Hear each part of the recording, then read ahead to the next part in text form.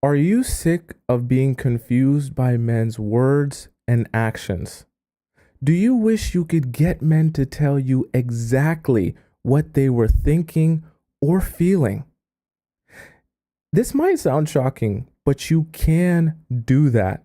In fact, you can do that so well that you feel bad for using your superpower against men.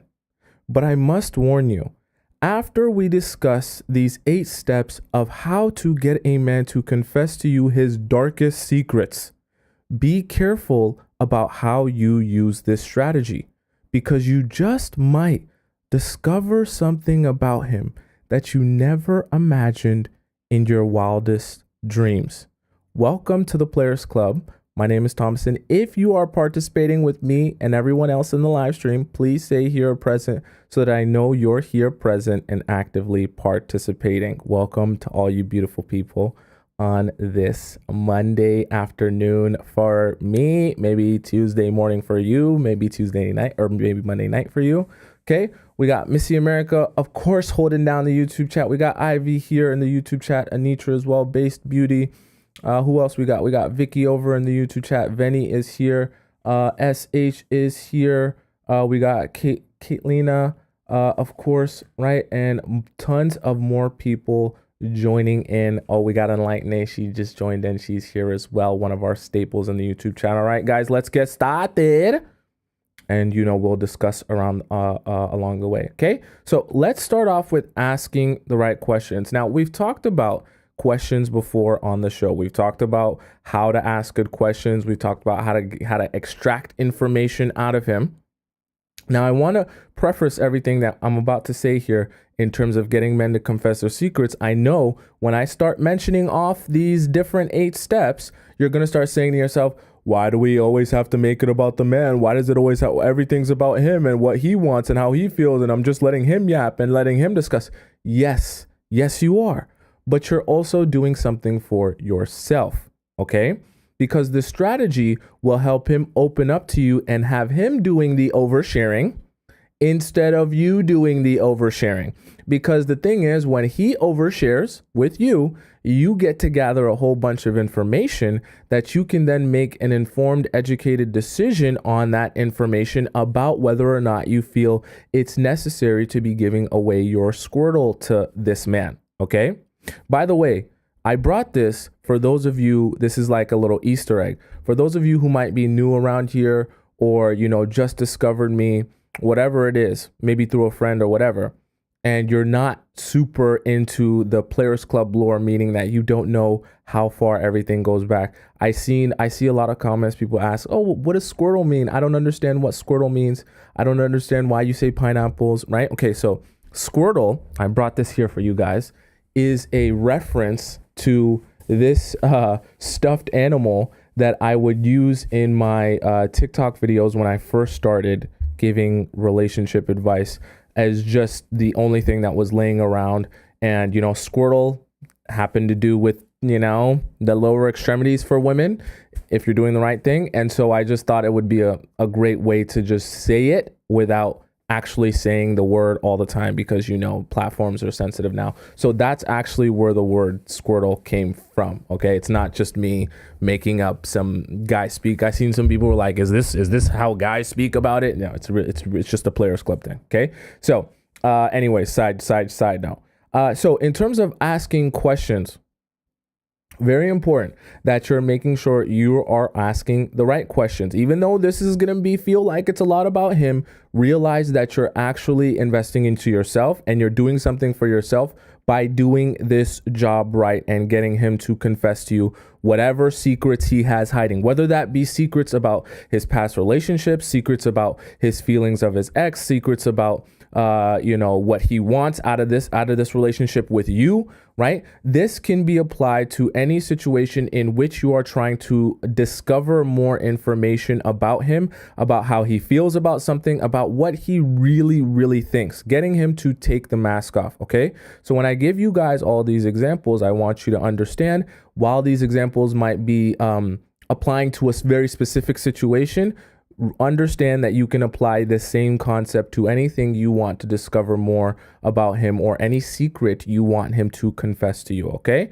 So, making sure that the questions are focused on him, and the answers that he would give to those questions will give you a deeper understanding of how he thinks and what he actually wants. Okay.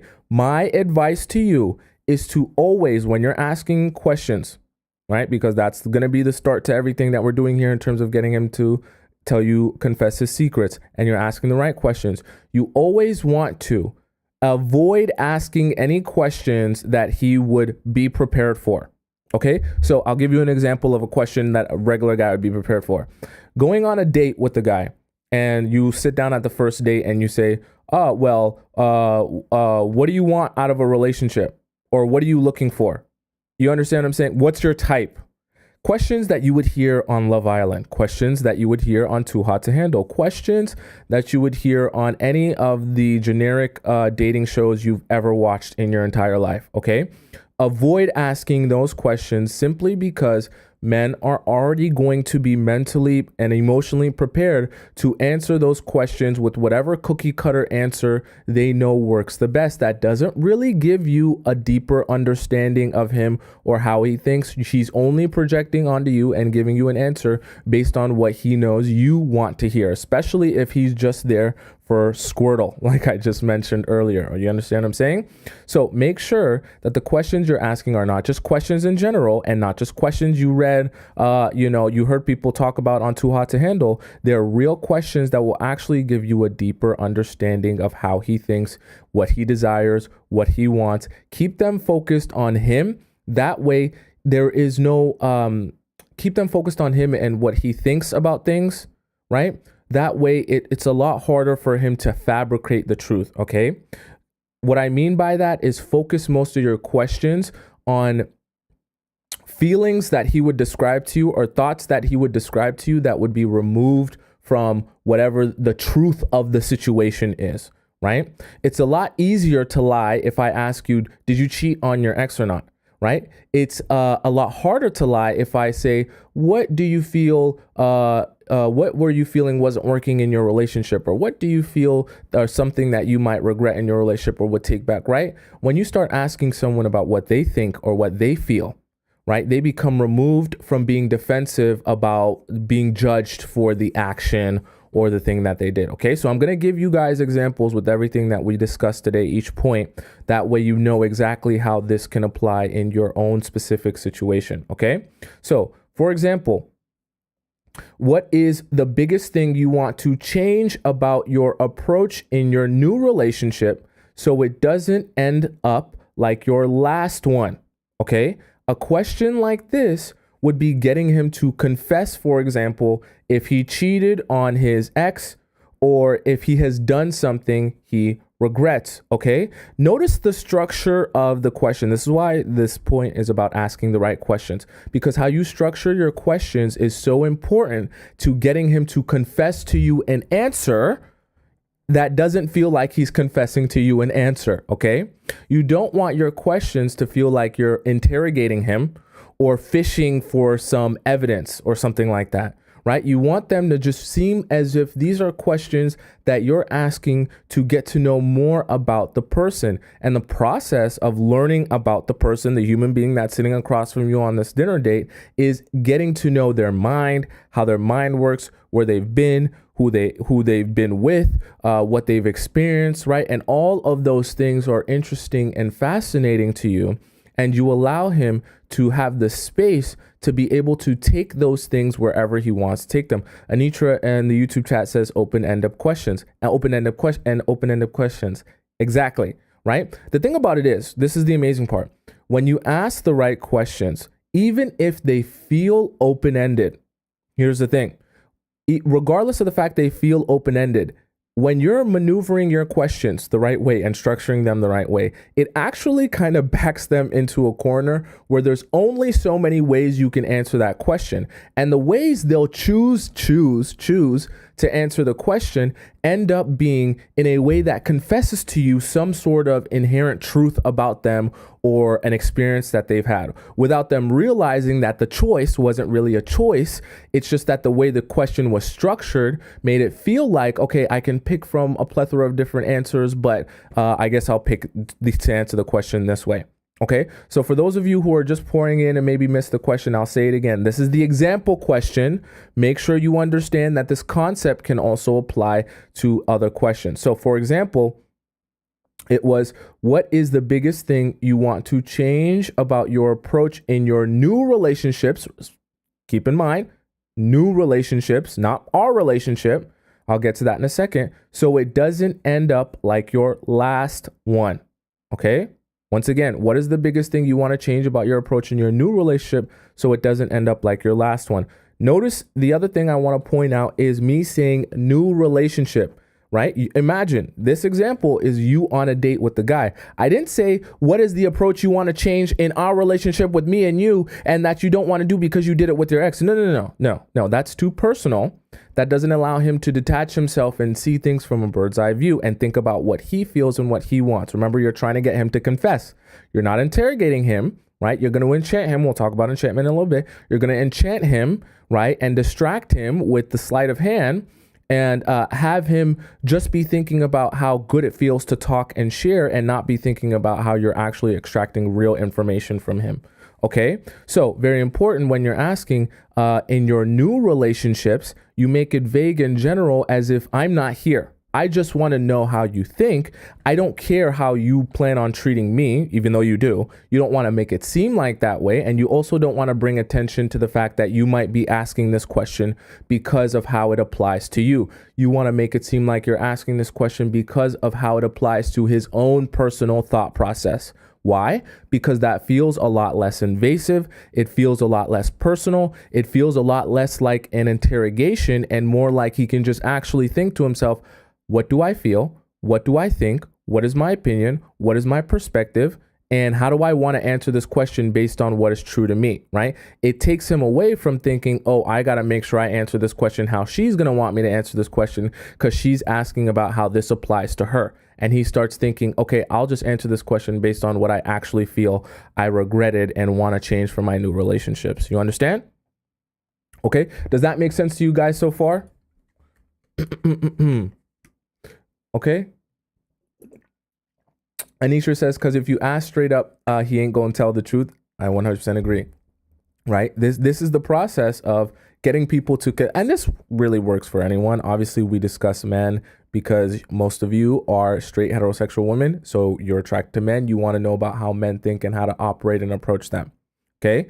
But this really applies to anyone, right? And people, especially the men that you're on a date with, you have to accept the fact that on a date, okay, I know this doesn't sound as magical and amazing as your favorite Disney princess movie, but you have to accept the fact that on a date, you're on a date with a stranger. You don't know this person. You've never met this person. For those of you who are going on a blind date or dating someone you met at a club or an event or on a dating app, right? You are trying to get to know and learn this person, which means there is a process to that. Okay. And you have to understand people aren't just going to come out and tell you all the negative, horrible sides about themselves. Why? Because it makes them look less desirable. Why would they want to look less desirable to you? So you have to do the job of uncovering those truths. Okay. Right. Shelly Anna says, I've been doing the minimal text and I let him double text me twice and I got ghosted. A potential sugar daddy, kind of annoyed. So I'll be back when I feel better. It's okay. You can stay and you can listen. It'll probably make you feel better if you stay and listen than just going away and being sad. Okay. So next we have body language. Okay. Number 2 is body language. Now it's listen very closely because we talked about asking the right questions. This does not work if you don't do this step, okay? They're all so important and they all work together with each other, but definitely if you don't convey the right body language while you're asking the right questions, they won't even be the right questions. Why? Because your body language is also communicating to him how you feel about his answers. Remember, we're here because we're trying to get him to confess his deepest and darkest secrets to you. So you want to make sure you do not whatsoever discourage him from continuing to share with you his deepest, darkest secrets, right? I always talk about let him cook. In the process of him talking and yapping and oversharing and sharing and sharing and sharing, let him keep going. Don't clue him into the fact that he's oversharing. The worst thing you can do when someone is oversharing with you is to clue them into the fact that they're oversharing with you.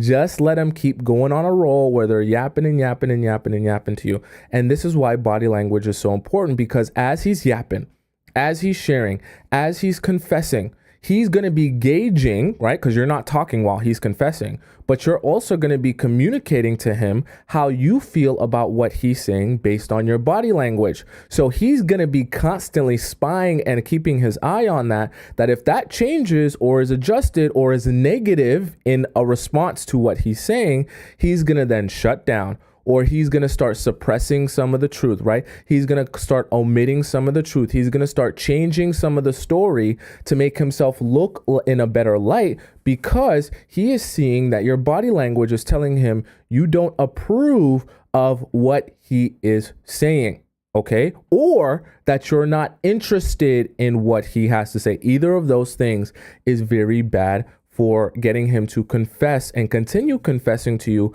how he truly feels and thinks. And remember, some of you might be like, I want to keep reminding you guys, some of you might be like, but this is so much work. I don't want to do this much work. Why do I have to do all of this work just to get him to tell me how he really feels? This is all makes it all about him. Yes, it does make it all about him, but it's good for you, because as he tells you how he really thinks and what he really feels, you'll discover a lot of true and real information about him that will stop you from being confused in the future. You get what I'm saying? Okay, so I'll give you guys an example like I gave you with the last one. So for example, on a date, right, you make sure that you're smiling while he's talking. I know this sounds cheesy. You're smiling while he's talking, arms uncrossed, because when your arms are crossed like this, it conveys that you're not open to things, right? Arms uncrossed. And your eyes and your body is portraying interest in what he's saying. Okay, right? I'll give you guys an even deeper example. Let me know in the chat which body language, right? Which body language would make you feel, let's say me and you were on a date together. We went out to some fancy restaurant, right? And I'm getting you to yap. I'm asking you some questions. We're talking about our lives, and I'm getting to know you, right? And in the process of me asking you questions, I want you to tell me either one or two in the chat, which version of body language would make you feel more open to continuing to share about yourself. So let's have a version number one. You're yapping to me, you're talking to me, and this is my reaction as you're yapping and you're talking.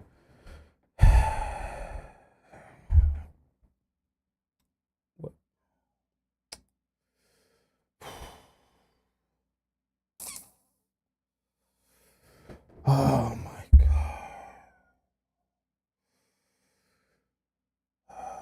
Okay, and version number two, while you're yapping and you're talking, this is me, okay? This is me while you're yapping, you're sharing. I'm like this, oh my God.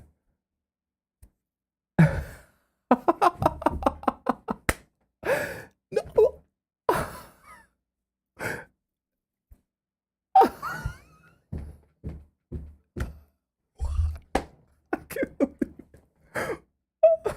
Okay, version number one or version number two, which one is going to make you feel more enticed to continue sharing and talking about yourself or your life or your experiences or things like that? Okay,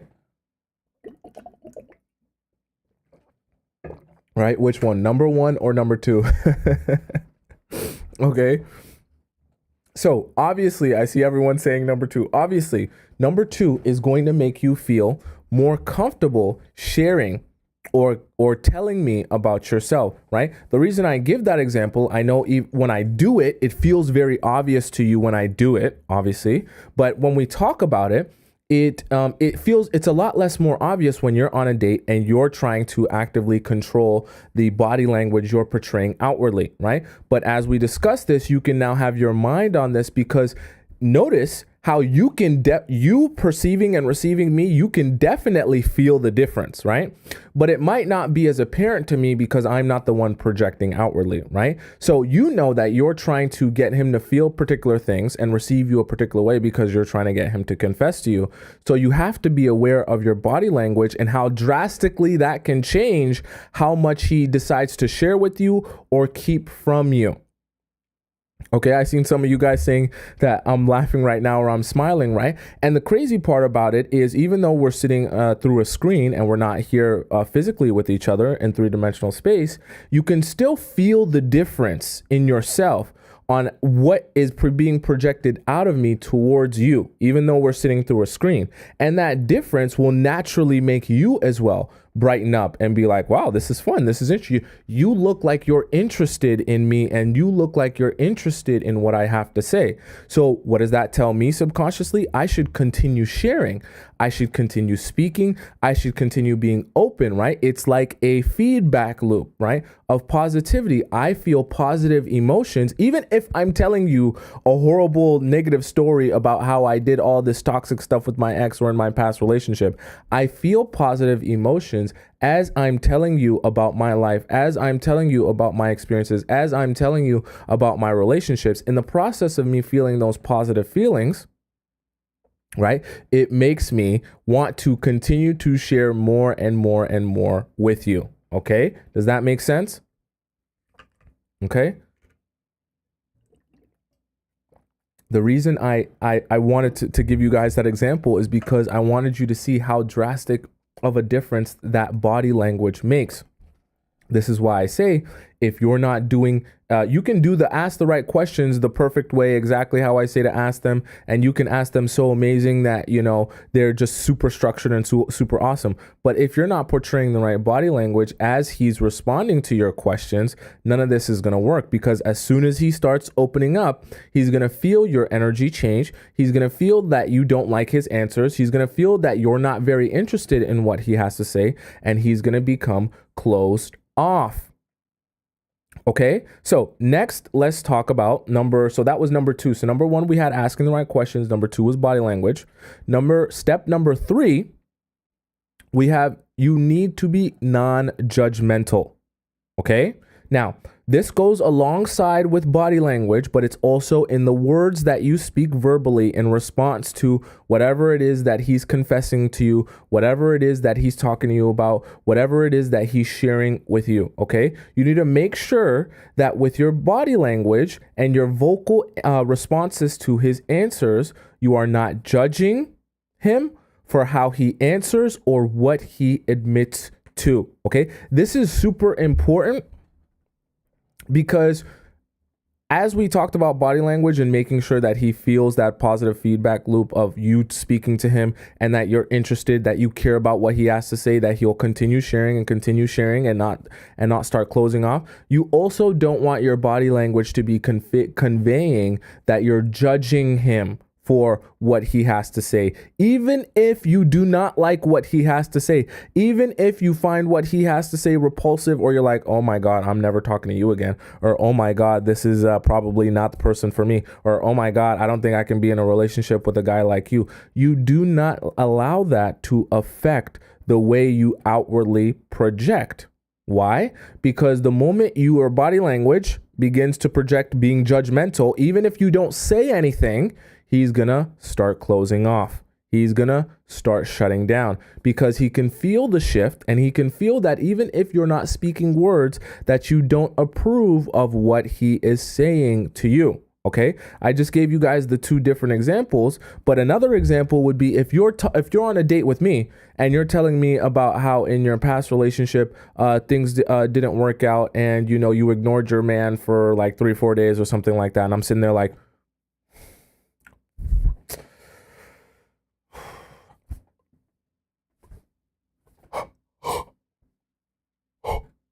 right? And in the process of me doing that, even if I'm not saying words, you're feeling the judgment through my body language. You're feeling the judgment through my non-verbal responses. And so what are you naturally going to do? You're going to say, oh, I have shared too much. My apologies. Let me stop sharing. because clearly you don't like what I'm saying. And if we're on a date, I want you to like what I'm saying. I want you to approve of me and desire me because I'm such an amazing person. Why would I continuously do things or talk about something that clearly you don't approve of, clearly you don't find to be desirable or attractive? I'm going to shut down and shut my mouth. And for the rest of the date, I'm going to be, or for the maybe for the next future, I'm going to stop sharing with you anything that could put me in that same light, which is why you want to be in control, right? In control of your ability or to be non-judgmental during the date or during the hangout, during the whatever, while he's confessing to you his deepest, darkest secrets, okay? I'll give you guys an example like I did with the other ones. So let's say, right, he admits, this is, let's say you're on a date with a guy, and let's say he admits to cheating on his ex-girlfriend. You gasp and look disgusted at that admission. So he spins the story to make himself look better rather than just telling you the truth. If you would have kept your composure, though, and asked him follow-up questions, we'll talk about follow-up questions in a little bit, he would have been more encouraged to tell you the truth, right, of how he was feeling, because he feels like you were on his side. Okay, it's very important. I know you're thinking to yourself, but isn't that a lie? But am I not deceiving him by making it seem like I don't care about something that I do care about? No. What you're doing is you're holding your water. Okay, you just didn't say anything. You can have an opinion and not outwardly share your opinion with everyone and tell them exactly how you feel every moment and every second, okay? That's legal. That's okay, right? You can keep your cards close to the chest and allow him to keep sharing, allow him to feel comfortable continuing to let you know what he thinks and what he feels, what he wants, what he desires, what his thoughts are, that you can continue to make educated decisions with real information, not guesses. Okay, very important, right? Even if you are judging, you can still be in control of your response, that you don't come across as judgmental. Okay, those are two totally different things, right? And it benefits you to not come across as judgmental, because when you don't come across that way, he shares more with you and you gather more information. Remember, this whole game, if you want to call it a game, right? This whole thing, this dating game, in 2024, this is all about you gathering the most information, like the most real, truthful information. In this dating game, the person who gathers the most real information wins, because with that real information, you can actually make decisions based on that information. If you have a lack of information, or you have no information, or you have the wrong information, you will be making bad decisions based on either a lack of information or having the wrong information. And when you make bad decisions, you only end up realizing it was a bad decision after this decision has already been made, i.e. giving away Squirtle to a guy who isn't actually invested in building a real relationship with you. You only really realize that after you've already made the mistake, when the process of gathering information should have happened at the beginning. Before that happened, that you could have made a decision to not give Squirtle to him before you even found yourself in that position in the first place. Does that make sense to you guys? Right? Says it's a mental game. I agree.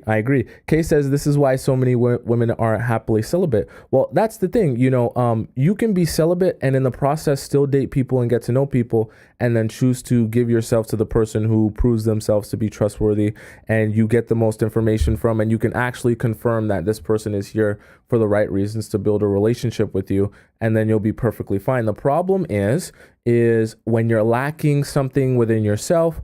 You have voids in your you feel like you need validation and things like that, and you find yourself making decisions without having all the information, or not even asking the right questions to discover what the real information is. Okay.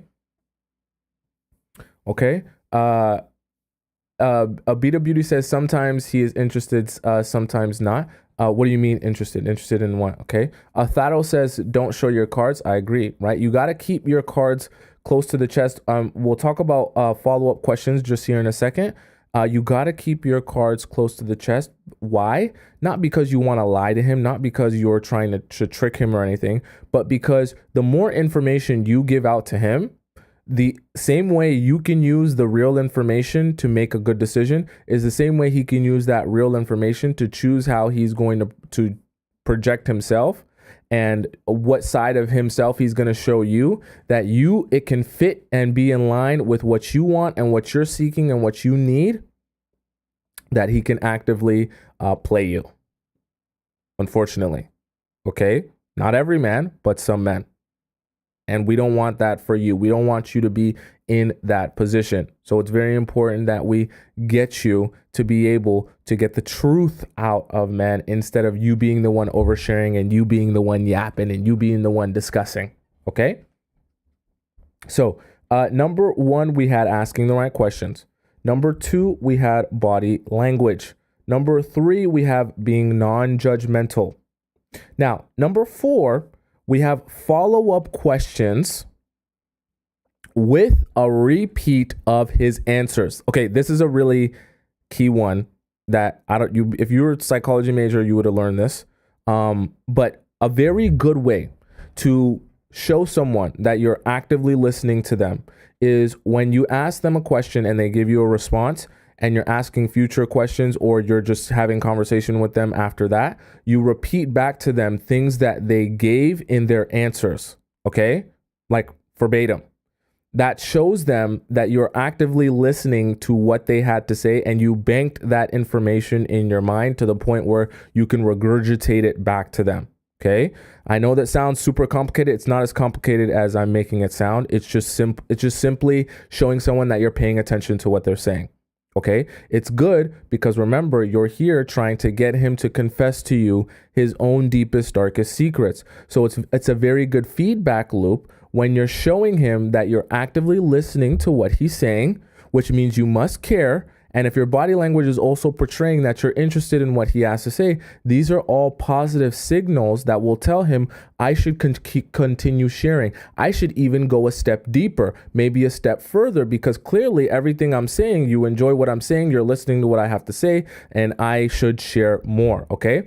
All of this entire concept here, right? If we want to crystallize it, and we'll crystallize it at the end, but I want you to just stay with me here. This entire concept that I'm trying to crystallize for you is to help you understand that this whole thing is about the sleight of hand. Remember, I talked to you guys about the magic trick and how magic is not really about magic. It's really about the manipulation of your perception. That if I can take your perception or your focus and attention into a different place, right over here, while I do something over here, I can make it seem like something disappeared. I can make it seem like it was magic. I can make it seem like I took it and put it into another dimension.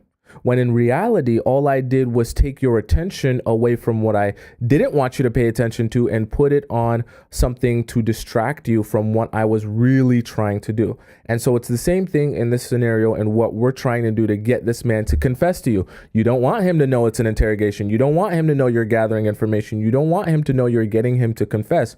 You want him to be focused on how good it feels to be around you and have someone who wants to hear more about themselves, who is actually interested in them and interested in their life and cares about them and wants to hear more about them and is fascinated by them. They become so enchanted with that idea, right? That positive feedback loop is all they can feel and think about instead of thinking about, oh, I wonder why she's asking this question. I wonder why she's curious about this. I wonder what information she's trying to extract from me by asking me this in this particular way. They're not thinking of that. All they're thinking about is, wow, gee, she seems quite interested. Wow, gee, she's very locked into this conversation. Wow, gee, maybe I am as awesome as she says I am, right? And that's all they're thinking about. Okay? Ashley says the level at which they study us at is crazy. I mean, you're kind of doing your own studying here by being here and us talking about this. Okay. Right.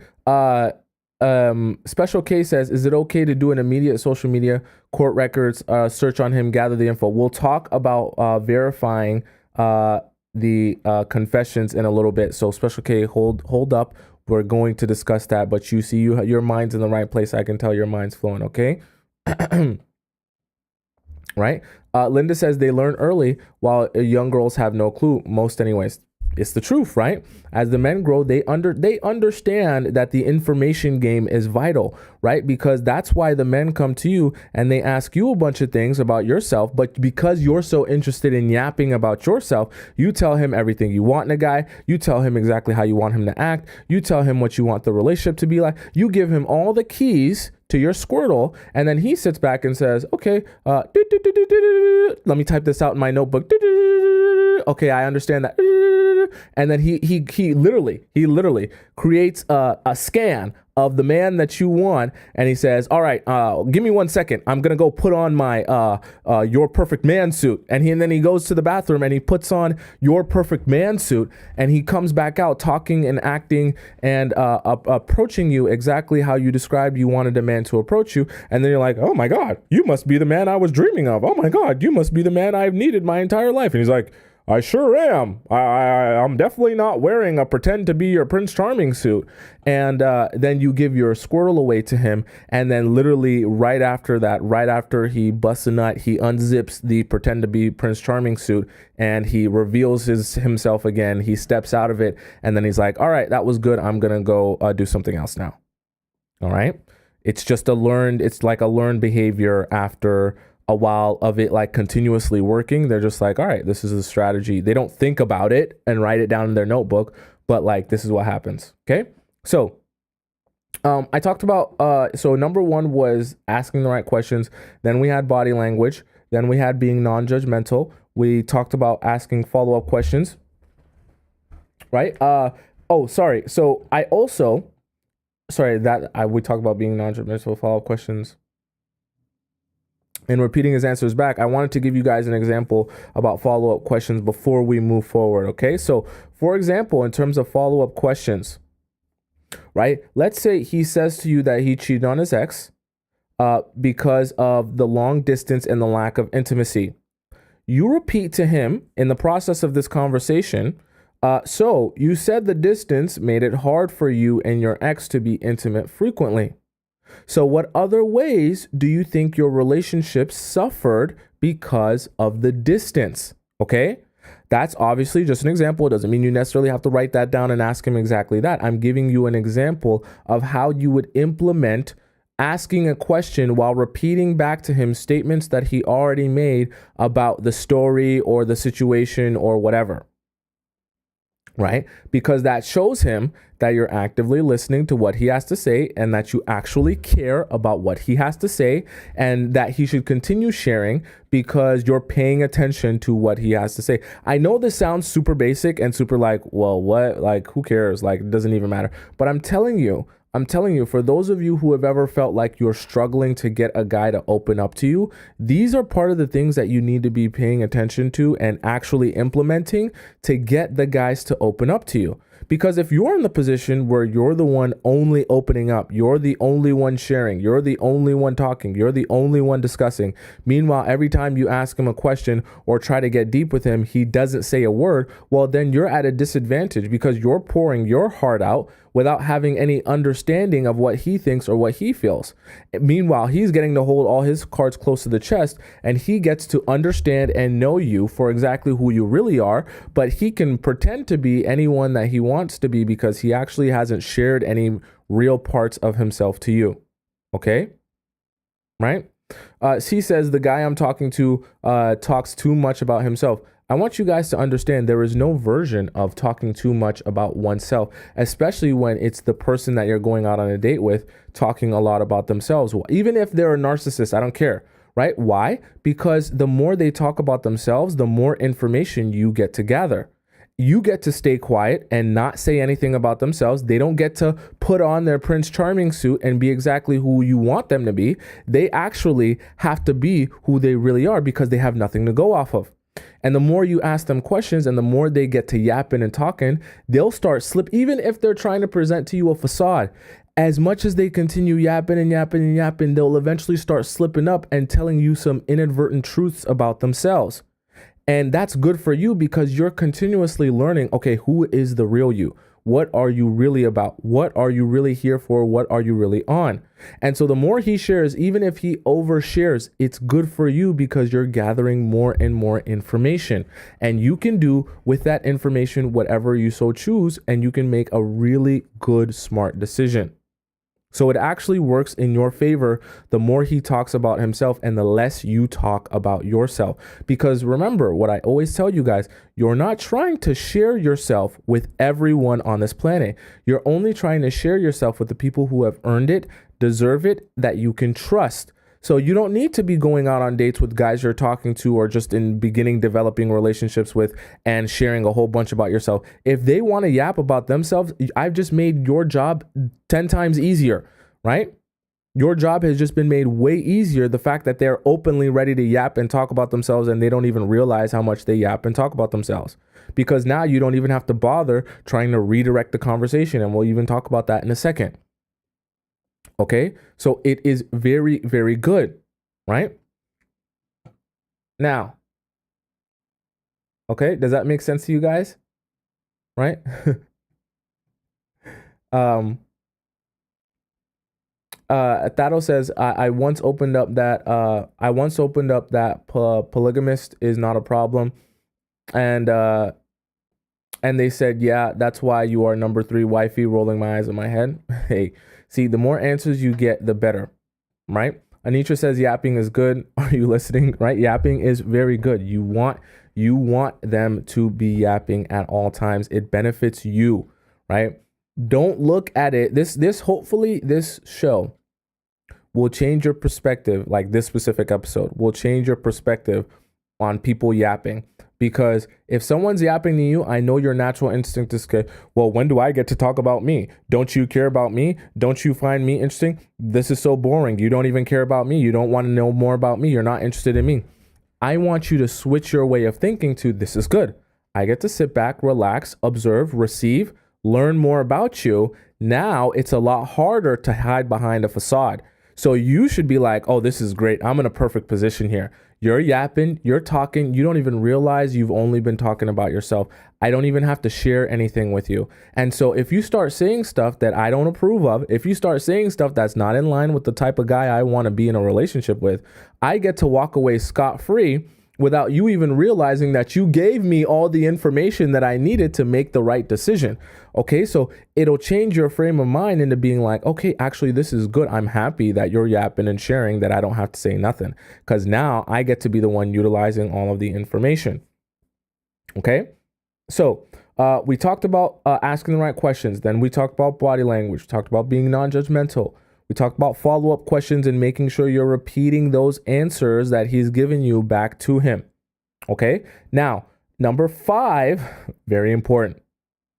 I need you to be redirecting the conversation. Okay. I'll explain why. In the process of you guys having back and forth a conversation, right? Especially if you're asking him a lot of questions, assuming he's not like super invested in himself where he just yaps and yaps and yaps, that he actually wants to know more about you. This would be the natural occurrence if he's interested in you. He might just ask you, what about you, to whatever question you ask him to see how you feel about the same question, or he might redirect the conversation back towards you in a different way. Okay. This is so important. Look at me in my eyes, okay? Pay attention to me right now. If you're half asleep, if you're trying to use this as ASMR, pay attention for this part, okay? Don't be laying in your bed half asleep. This is very important. When he tries to redirect the conversation back onto you, don't be sitting around and answering his questions and getting yourself lost in yapping about how you feel and what you want and what you think. It's a very dangerous game. Okay, because as you ask about someone, you're naturally going to feel like, okay, you've been doing a lot of talking and it's been all about you. When are we going to make it about me? And as the date goes on, your meter is going to start filling up. Is it my turn yet? Is it my turn to share? I want to share now. I want to talk now. I want to yap now. When is it my turn to talk about my feelings and emotions? Are you going to let me talk? When are you going to ask me what about you? Because I have so much to say. And you're going to start shaking as the conversation is going on, right? Your meter is going to start filling up. You need to be cognizant and aware of that, okay? Because you don't want your meter to be so filled up that by the time he says, what about you? You're ready to explode. And now you're asking him, now you're answering a whole bunch of questions and yapping and going on these long tangents, just talking about yourself. And, it doesn't ever return back to him or go back to the focus on him, because your meter's bursting and overflowing, and you've just been waiting for him to ask, what about you, that you could start yapping about yourself. Okay. You don't want to be in a situation like that. So you want to make sure, as soon as he asks about you, as soon as he says, what about you, as soon as he tries to redirect the conversation onto you, you make sure that you keep your answers as vague and as short as possible. That way you ensure you keep the focus of the conversation on him. Okay? Right? In the process of that, you don't want to alert him to the fact that you're keeping the focus in the conversation on him, because you actually just want you want to interrogate him and get him to only be thinking about and get him to see that you are trying to get answers out of him. You want him to focus on the fact that you're so fascinated with what he has to say. You're so fascinated with him, and you're so fascinated with this date and find him so interesting that you actually can't be bothered to sit around and talk and yap about yourself. Okay? Right? Does that make sense to you guys so far? Anitra Watkins, I want to give you a huge thank you, guys. Please give a huge round of applause to Anitra. She just donated $50 in the YouTube chat. I know some of you on TikTok can't see that, but Anitra donated $50 in the YouTube chat. I'm so grateful for that. Thank you so much. Like 50 USD, okay? Not coins. It's not TikTok, but thank you for those of you that donate on TikTok as well. All right, so thank you so much to Anitra. Everyone give Anitra a round of applause, because $50 is the most I've ever gotten donated on this show. That definitely, she's holding the record there. So thank you so much, Anitra. And I've been seeing you in the live chat for a while, so I know you've been here participating. Thank you so much. I really appreciate that. I appreciate all of your amazing gifts that you guys give. Okay. Thank you so much. So making sure that you are redirecting the conversation, right? Back towards him. Don't let him in on the fact that you're redirecting it because you're sitting here trying to interrogate him. Make sure he feels like you're redirecting it for the simple fact that I just find you so fascinating and so interesting and so mesmerizing that I really just want to make this more about you and learn more about, oh, I'm boring. I'm uninteresting. You don't want to hear about me. I want to know more about you. Why are we talking about me? That's boring. You're the most interesting person here. You have the most amazing information to offer. You have the most extravagant life.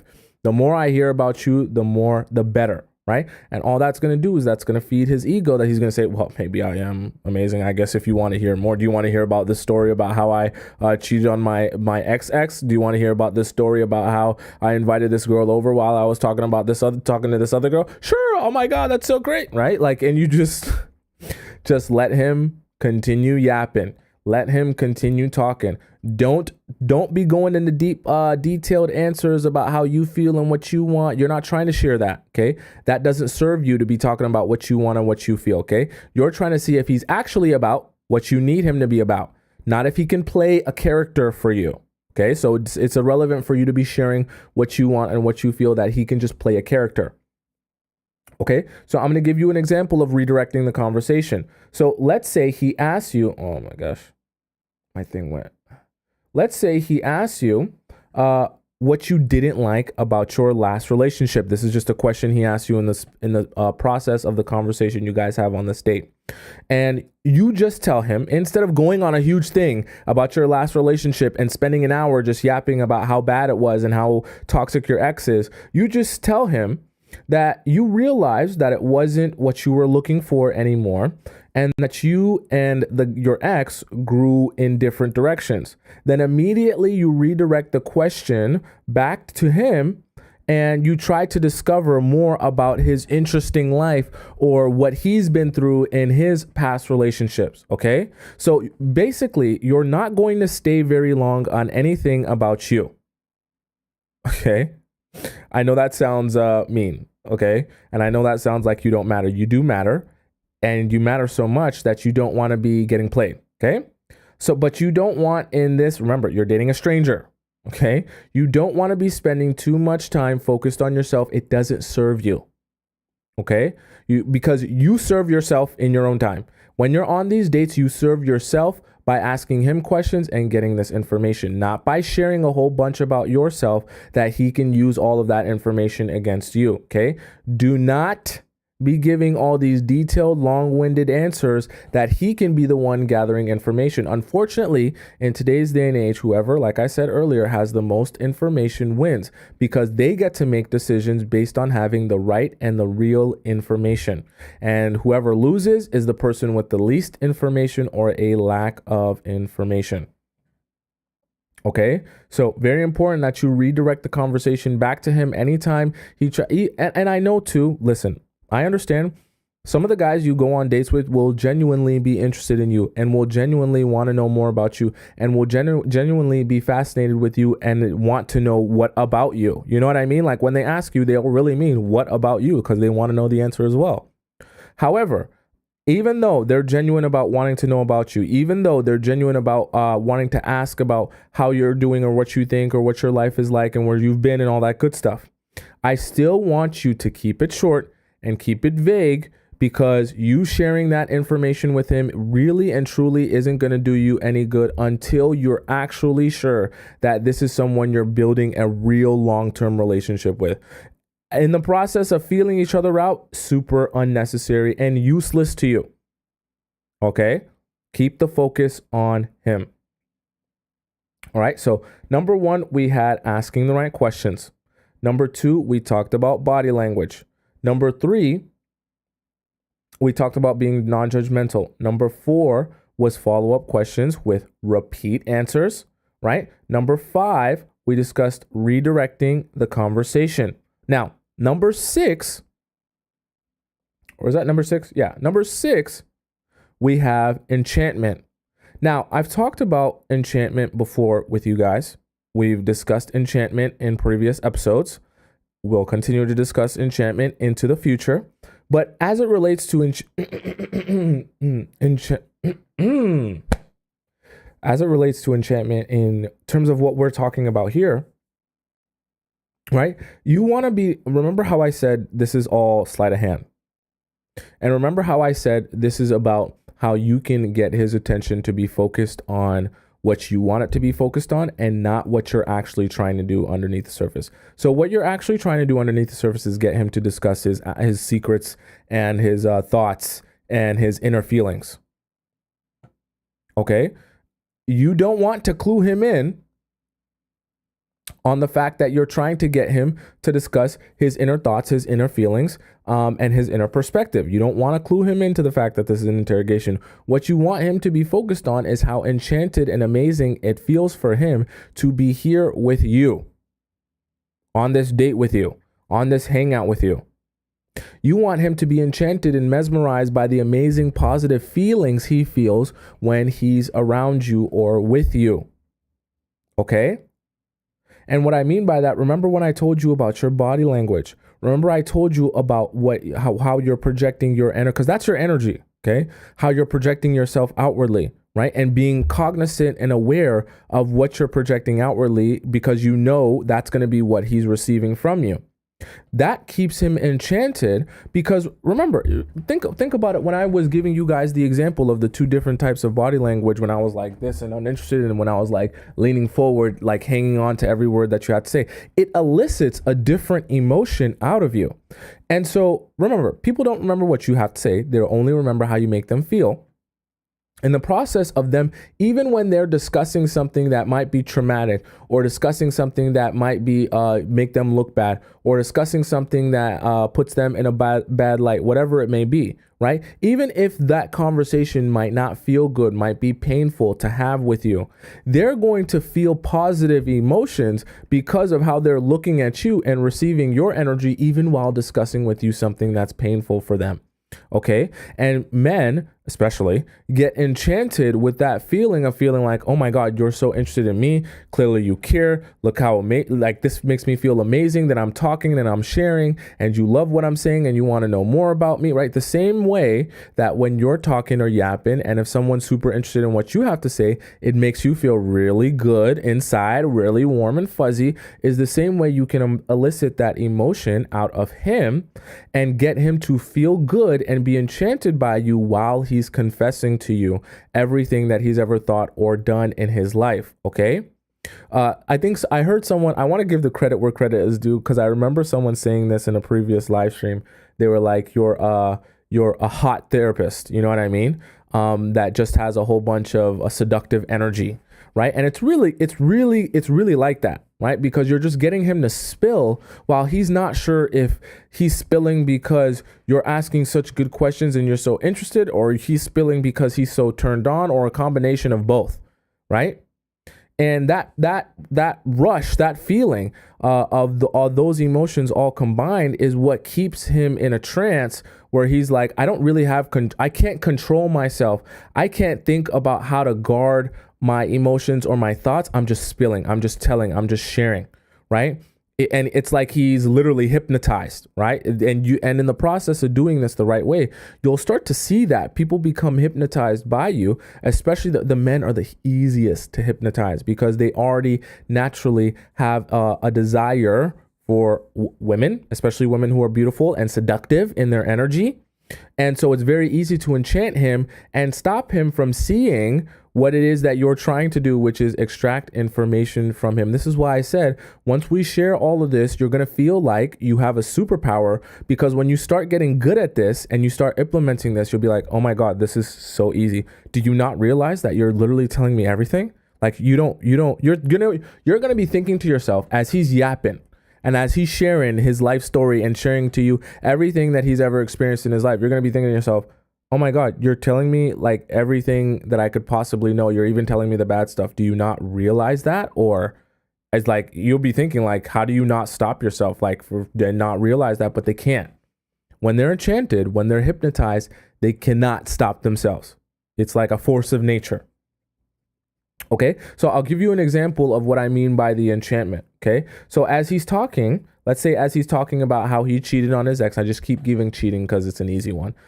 As he's talking about how he cheated on his ex because of distance and the hours of his job, let's say you tell him how fascinating the job he has is and how you've never met someone with that type of job. Okay. Now I know you're like, wait, but why would I be talking about his job when I should be focused on how he cheated on his ex? You are focused on that, but you don't want him to be focused on that. You want him to be focused on himself.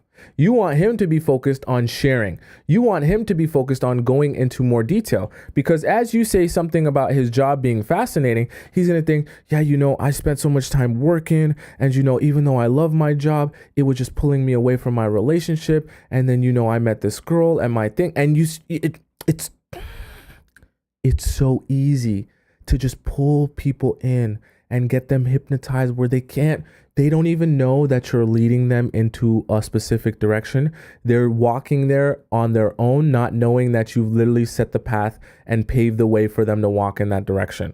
But they're sitting there thinking, I love walking this direction. This is the best thing ever. I discovered this all on my own, right? And he's talking to you and yapping to you about how his job affected his relationship and how he doesn't know if he'll be able to get into another relationship with that same job, or the hours that he has to work and how it made him feel. And all of this, you're just like, oh, great information. Thank you. Tell me more again. Okay, yeah, I'm banking this. Okay, yeah. Yep. Tell me about how you feel and what you think. Okay, what doesn't work for you? Oh, this won't work for me either. Okay, yeah, now I know. Right? Rather than being you cheated on your ex? I can't believe you would cheat. How could you do that? That's so disrespectful of you. I don't think I can be with someone who's a cheater. Once a cheater, always a cheater. What do you think he's going to do after that? Shut down. Not tell you anything else. And if you do end up continuing to build a relationship with that guy, what do you think he's going to do in the future when it comes to telling you about his deep, dark secrets or how he really feels about something? He's going to suppress. And omit.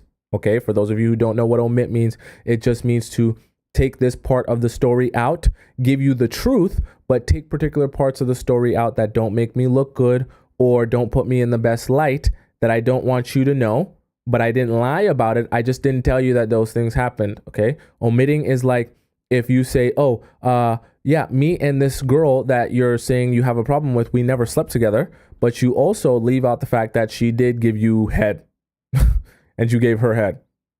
But you conveniently left that out because that wasn't the question that she asked.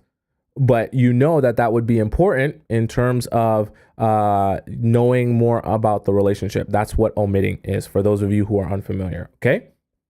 So very important that you are enchanting him, keeping him focused on the fact that you're so interested and captivated by all the stories he's telling, by everything he has to say, by everything he's discussing with you, that he doesn't stop to think to himself, oh, you're not asking these questions about me and my life and my past because you're so interested and captivated by me. You're asking all these questions because you're trying to extract this information out of me and use this information to make a decision on whether you want to be with me or not.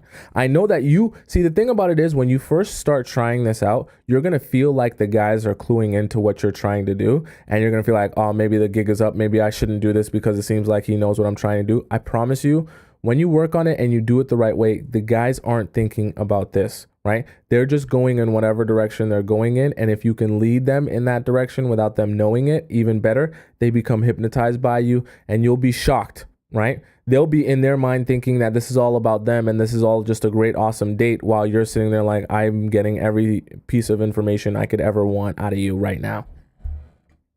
Okay, very important. Linda says, don't tip your hand. I 100% agree. Right? Ivy says, easier with him drunk and you are sober.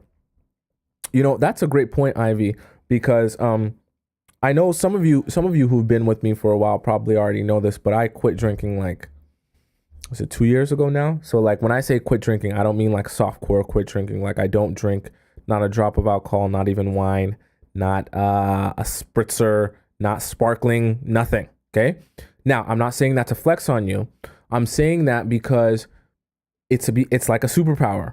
If you want to get to know more about people and you don't drink, I don't want to, because it's going to sound like you're taking advantage of people, but it becomes very easy to get the truth out of people when you're the sober one and you're of a clear mind and you can sit around and ask good questions while they're too incoherent to really think about what these questions are actually meaning or what their answers are actually saying about themselves. Okay. It becomes very easy to get a lot of truth out of people that way. Now, I'm not here to say that you should go out and do that, do what you want to do. I'll just say in the process of, and I didn't quit drinking because of that. But in the process of me quitting drinking and meeting people and having conversations with people who are obviously under the influence, I've realized how much easier it is to extract information from drunk people than even sober people. And so if you're going on dates with people and, you're going out for drinks, just get water, pretend it's vodka. Or just say, your stomach hurts, whatever you want to do. Sometimes I take fake shots. Sometimes I take shots. I pretend to take a shot because I've noticed there's a party trick. Okay, if you're not a heavy drinker or you want to stay sober while everyone else is drunk, this is a good one. Instead of saying, "Hey guys, I'm better than you. I'm not drinking." I don't like to say that. It rubs people the wrong way. I say, "Cool, whatever. Let's all take a shot." Everyone likes to take a shot. It's like a ritual. It's like a bonding thing.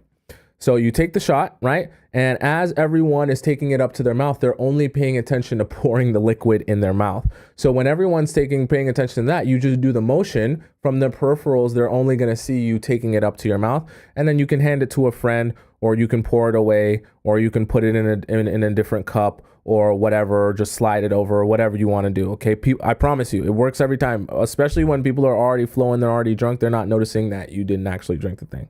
Okay, so just a little side note for those of you who wanna try a little tricks of the trade there. So number 1 was asking the right questions. Number 2, we discussed body language. Number 3 was being non-judgmental. Number 4 was the follow-up questions. Number 5 was to redirect the conversation. Number 6 was the enchantment. And number 7, we have the logic train.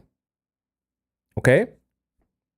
Now, as he's confessing these secrets and you begin to ask follow-up questions, see if you can identify the logic train to understand his perspective. If the logic is not making sense, then you are still missing parts of the story. This is how you become like an FBI. See, some of you want to be an FBI detective by going on IG and seeing if the wine glass is the same as the wine glass in Sarah's IG story, and seeing if that wine glass has lipstick on it to see if he was out on a date with Sarah. No. This is how you become a real FBI agent and get the information from the source, okay? You have to be able to follow the logic train, okay? I don't know, let me know in the chat. Have you ever asked someone a story, or to ask them to tell you a story about an experience that they've had? And in the process of them telling you that story, you're thinking to yourself, okay, I get that you're telling me the story from your own perspective, but this doesn't even make logical sense. For you to do that in that order, in that way, at that timing, it doesn't even, I can't follow what your thought process was going through that. You understand what I'm saying? Have you ever experienced that before, in getting someone and having someone tell you a story and you're like, I can't really follow what your thought process was going through that situation? Because even if you were desperate, I could at least understand you're desperate. Even if it was your last choice, I could understand it's your last choice. But based on the different pieces of information you've given me, and the different sides and the different natural thoughts that we would all have in that situation, it doesn't really make logical sense why you did that or came to that conclusion or approached it that way. The reason I asked if you've ever been through a situation like that is because that's an example of what I'm talking about. When you feel like he's describing to you a story about an experience he's had, or a partner he's had, or a relationship, or even himself, and you're thinking to yourself, while I might not agree with what you did, I can at least understand why you did it based on the logic train and like how you were thinking and the position you were in at that time and all that good stuff.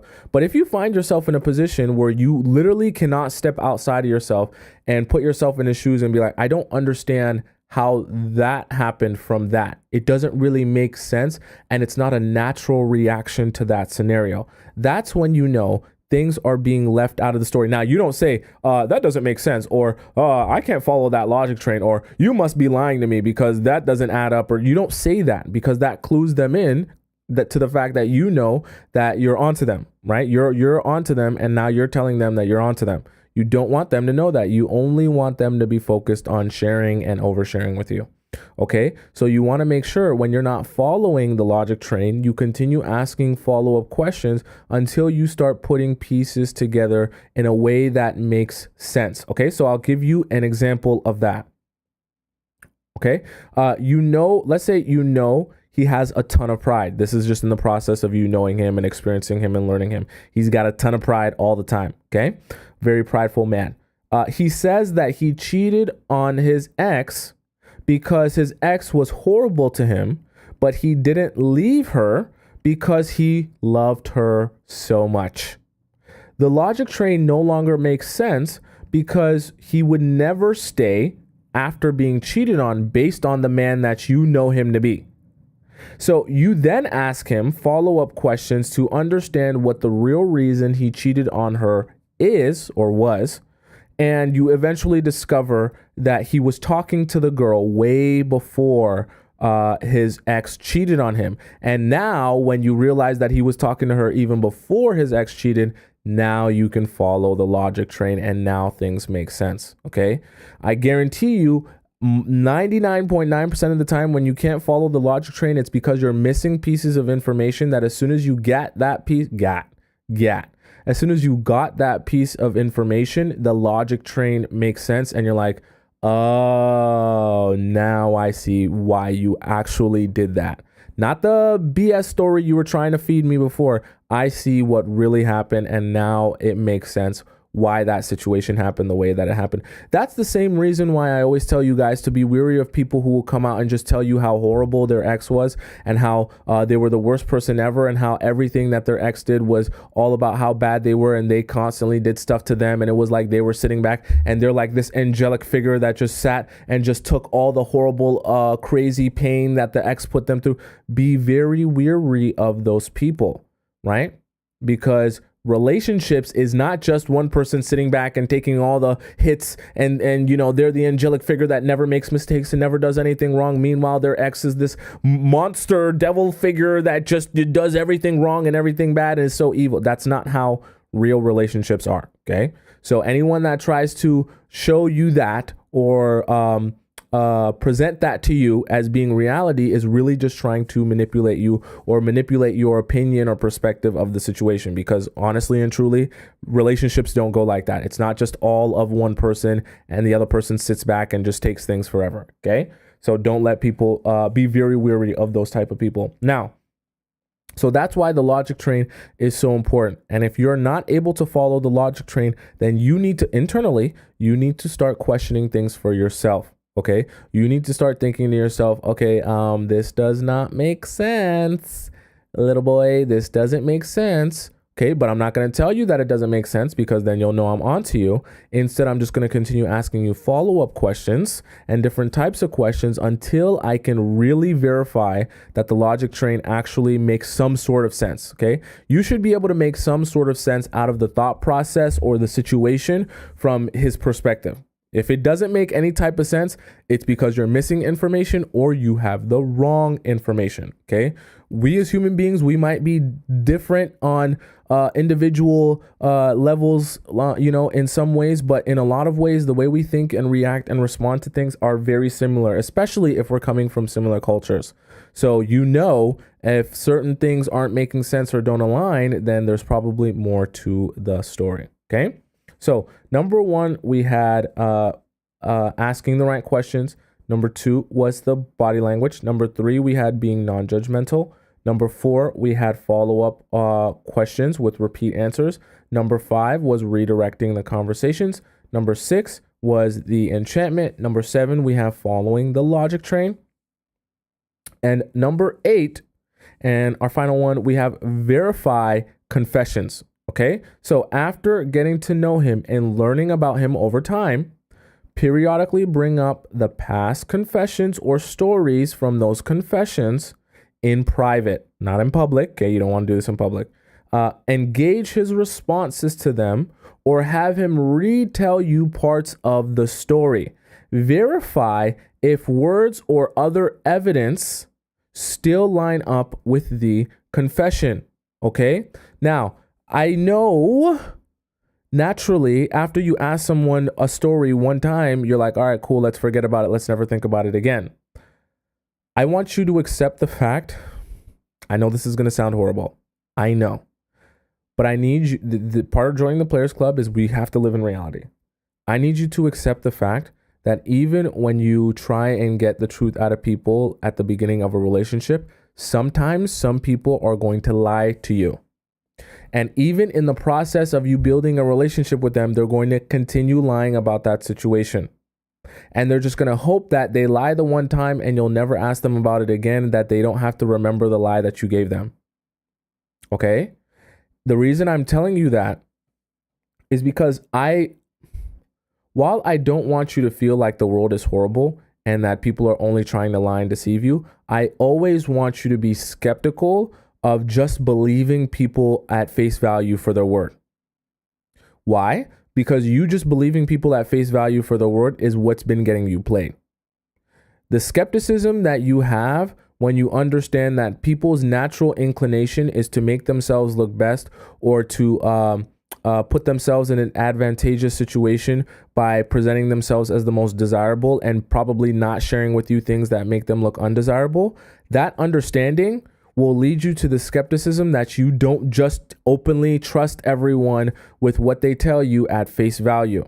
So you need to be verifying these confessions over the course of getting to know someone and learning someone. Okay. That doesn't mean that every time you see them, you got to ask them, so you were telling me about how you cheated on your ex. Can you tell me that again one more time? Right? Just be strategic about trying to get more and more out of the situation or the circumstance or the surrounding situations or the result of the situation, right? There's a way to do this that isn't obvious, but also allows you to continue confirming, okay, what you said happened 3 months ago actually is the same story now.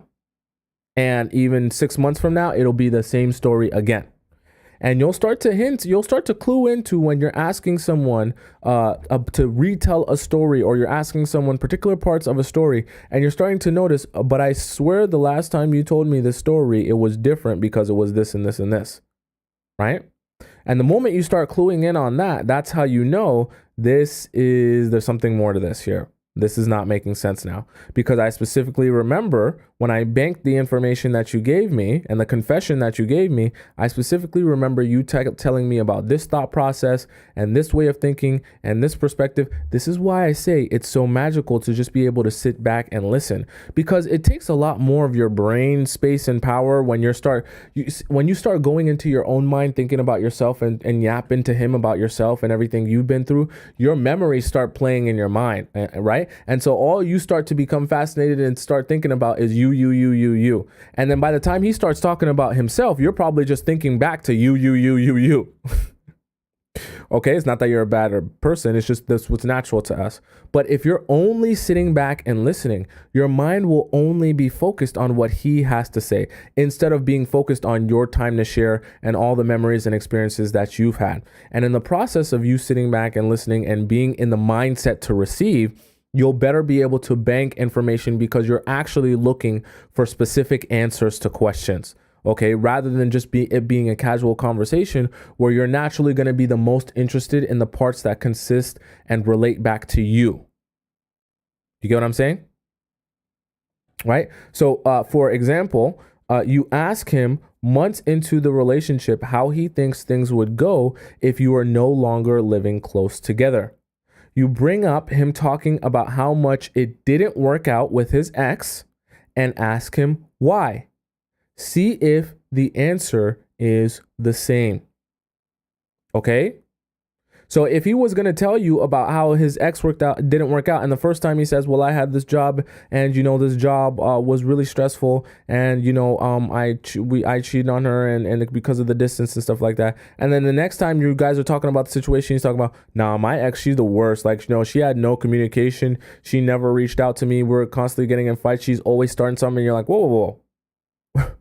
What happened to the situation about you? You don't have to say this, but you start thinking to yourself, what happened to the situation about it was the distance and your job, and just make sure you're able to bank information that you become aware of when these things change or adjust, right, in their story or in their details, because now you can start thinking, okay, I might need to start asking a couple of different questions, right, to get the actual answer, because it doesn't seem like it was the thing he told me before, and it seems like now he's implementing something different now. So why don't we get a real understanding of what it really was? And maybe you might ask that question again, or in the process of rediscovering the situation, you realize, no, it actually wasn't distance. No, it actually wasn't the fact that they argue. It was actually because he met a girl at the grocery store, or he went to a club, started hooking up with a girl, and he just built a relationship with that girl. Okay. And so you never know. This is why I say you'll be shocked at what you end up discovering when you get good at this, because you'll just see the thing about it. This is the craziest part. And this is something that I've experienced myself. Even in the process of knowing someone, you'll actually get them to confess the truth about things multiple times. So you'll get someone to confess the truth about something the first time, but they might only confess to you part of the truth. Then in the process of you knowing them, you get them to confess the other part of the truth. Now you're making more sense. Then as you continue to know them, you get them to confess the third part of the truth, until finally you're like, okay, now that I have all three parts of the real truth, the whole picture actually makes sense. But you continuously left things out, or changed situations, or changed part of the story each and every time to hide the entire truth. It took me 3 times of getting this story in a different way to finally realize what the truth of the situation is. And sometimes people will only choose to confess that real truth to you after a long period of knowing you.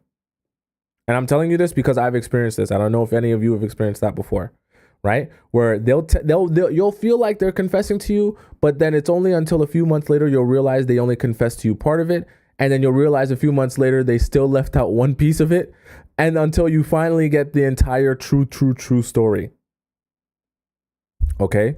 That can be very shocking, but it happens even in the people that you're in a relationship with. Does that make sense to you guys so far? Let me know if you guys have any questions about what we just discussed in this episode before we hop into the Discord and answer the ton of questions we got over in the Discord. Okay. Right. Anisha says, I hear the tone of a lie. I can just hear it. See, that's the thing, you know, as you get better with feeling your intuition, you'll begin to get good at identifying, oh no, this ain't the truth. This is a lie. This ain't what actually happened. But you don't have to tell people that you realize that. You can just let them think that they're so good at lying that you didn't even realize. Meanwhile, you're banking that as information, right? Okay. You got to take mental notes like Love Star said, okay? Ashley says, is there a such thing as positive reinforcement anymore? What do you mean by positive reinforcement? I kind of talked about that earlier in terms of when you're asking someone questions or you're trying to get them to confess to you the truth, you give them positive reinforcement of tell me more, right? By making them feel like it's a good thing to tell me more. You really and truly, guys, I hate to tell it to you like this because this might sound sad and depressing. People are never just going to come out and tell you the truth just because you ask for the truth. I hate to tell that to you and make you sad about life. Okay. That's just not how people work. They're not just going to tell you their life story and tell you the truth about everything because you asked for the truth. You have to extract the truth. You can do that. Take some strategy, take some work, but it's very possible. You can do it. FBI agents do it all the time. Police officers do it all the time. You can do it too. You're just as smart and intelligent. Okay? Does that make sense? Ivy says seduction. Seduction, yes, seduction is your tool, right? Seduction is your tool. Juliana says, so in the process of getting to know someone and asking questions, etc., ideally, how long should we date without giving pineapples? See, I always tell you guys, when you guys ask me about the ideal time to date without giving pineapples, I know you guys want a solid answer that you can write down in your notebook and live by. Some people tell you 90 days, some people tell you 6 months, some people tell you a year. The reality of it is all dependent on the amount of time you're actually getting to know that person for real. We did a calculation, and I won't go too deep into this, but we did a calculation in a previous live stream, and actually on my video that's titled How Men Fall in Love, or was it that one? Or one of these videos. We did a calculation on basically how much actual time you would have spent with someone if you went on 3 dates a week with them for 3 months and each date lasted 3 hours. And believe it or not, when we did the math, it only ended up equaling 4.5 days that you spend with someone if you go on 3 dates with them for 3 hours each for 3 months, right? 3 dates a week at 3 hours each for 3 months. As shocking as that sounds. So when you've been dating someone for 3 months and you're thinking, okay, 90-day rule, now it's time for me to give away Squirtle. In reality, you've only spent 4.5 days knowing that person, like being with them in real life, because texting is not knowing the person, okay?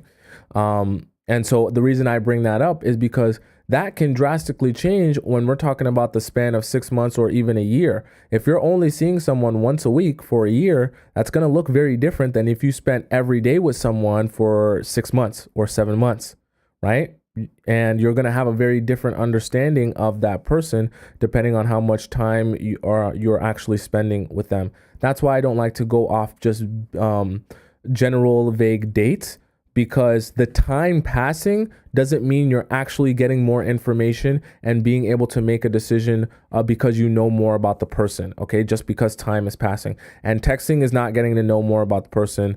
Neither really is phone calls or FaceTimes. And I only say that simply because you can have great phone conversations and FaceTimes with someone, and then by the time you see them in person, it's a totally different energy. And you're like, it was cool with you over the phone. It was cool with you over FaceTime. But now that I'm actually sitting here with you, it doesn't feel the same. Feels a bit weird, right? And the reason for that is because people feeling someone's energy in real life is very different from imagining what they're like over the phone, or trying to imagine their personality over the phone. When you're actually sitting with them in real life, that's how you know how you really feel about that person. And so that's why I say it's not really time passing and you not seeing them doesn't mean that the time passing is making it a better decision to give him Squirtle now, right? It actually has to consist of you guys spending real time together and you getting to know more about him and who he is. You know what I'm saying? Sorry, that was long-winded, but I wanted to give a real answer about that. Jack says, is it possible to have pineapples on the first date and still getting a relationship down the road? It's just very rare. Says it's possible. I mean, I agree. I think some people are like, oh, but why do you say that it's impossible? It's possible for guys to, some people get offended. Like, it's possible for guys to have pineapples on the first date and then, you know, still end up being in a relationship with the girl, still like the girl. Yeah, it's definitely possible. But I would be misinforming you guys if I had you guys all believe that, yeah, bright everything's sunshine and rainbows. It's definitely possible to sleep with the guy on the first date and then he still likes you, when in reality that's like the small minority. And for most guys, if you sleep with them on the first date, it will not end well for you. It'll end good for them, but it will not end well for you. So if you want to go with the majority of what works for everyone and what will most likely work for you, you're better off going with what works for everyone in majority of situations, rather than hoping that your specific situation will be the very, very rare exception to the rule. Because if you go around in your relationships hoping that you can sleep with every guy on the first date and that guy will still find you interesting and want to be in a relationship with you, hoping that you'll be like the exception to the statistic, it's like going around relying on your next paycheck being you winning the lottery. Like, you're going to be disappointed every single week. So yeah. Right?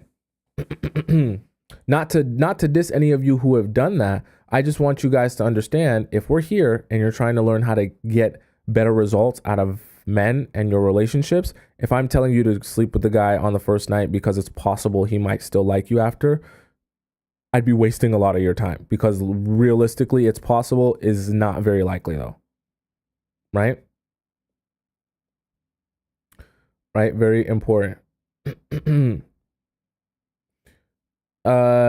Once Upon a Time says, is it okay if I say yes every time he asks me out, or should I say I have plans or some? I would say there's a balance there. I don't think every time he asks you out, like if he's like, okay, are you free tomorrow? Yeah, I'm free tomorrow. Are you free in an hour? Yeah, I'm free in an hour. Are you free on Friday? Yeah, I'm free. Like, you don't want to get into the habit of anytime he asks you if you're free, you're always free, because then that just communicates you're always free. And he just knows, okay, any day I pick, she'll be fine. Like, you actually want to have some schedule that some days he might pick to say, are you available this day? And he's like, no, you got to book me for 5 days in advance, or you got to book me in a week in advance. I got a lot of stuff to do. Then he can realize that your life is not just sitting around waiting for the next time he's going to ask you out, right? And he'll have to be more intentional and schedule farther in advance to get your time, which is good. It helps him see more of the value in you. Okay? Enlightened A said earlier, she said, would you ever read and do a breakdown on the art of seduction, just different types of seducers? I think that would be a great video. I definitely, if that's something that you guys want. The only thing is that I know that a lot of you haven't read the art of seduction, so I don't know if breaking it down would, I mean, it might help you guys, but I don't know if breaking it down would be exactly make sense to those of you who haven't read it. I could try. I could see what I could do and do something like that, because I have read the book and it's a good book, and I think it would really apply to everything that we talk about.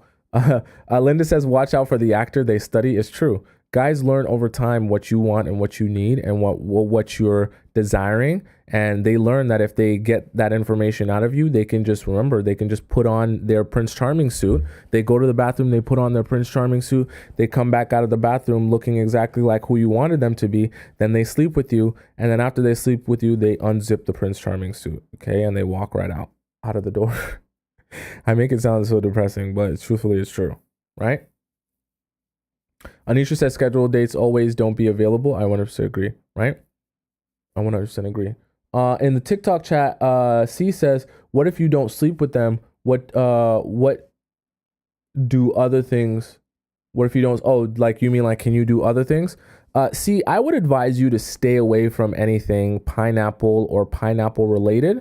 You should know what I mean by pineapples by now. Stay away from anything in that realm outside of like you can kiss someone, okay? Like we're adults here, you can kiss someone.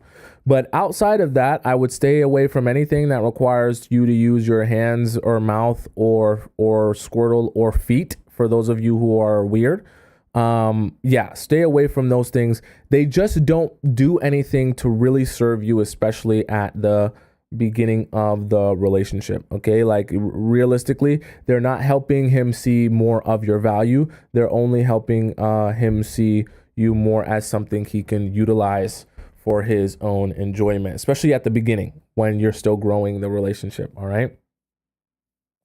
I see some of you talking about the Robert Greene thing. Yeah, maybe I'll incorporate that book. I'll see the ways that I could possibly incorporate that book. Anna says Discord when? Discord now. It's Discord time. It's Discord time. It's Discord time. It's Discord time. Okay, it's Discord time. It's Discord time. Okay, it's Discord time. All right, let's head over into the Discord. We have so many questions to answer in the Discord. Let's head over there now. Let's do that. Let's do that ASAP. Let's head over into the Discord. We'll have a conversation over there. All right. Let's see here. All right. Let's step into the Discord where we shall have a conversation about so much to do. Let's see here. All right. We'll start off with R. Okay. Now, R says, should I wait 3 months for someone I just met? Okay. Let's see what R has to say here. Let me pull it up. She says, hi, Tomisin. I've been really into your videos lately. Thank you so much. I'm 20. He's 20 and he's 21. We met at a uni club. I know it's not the best place to meet. I mean, yeah. All we did was dance. Okay. I made sure that his hands didn't go somewhere pineapple-y. Okay. Good girl. And we didn't kiss. Okay. We exchanged info, and then a couple of days later he asked me out to go out on the same day for a late night drive.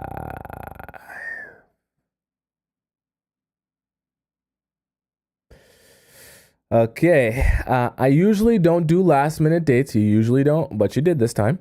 But he was leaving the country. Isn't this university?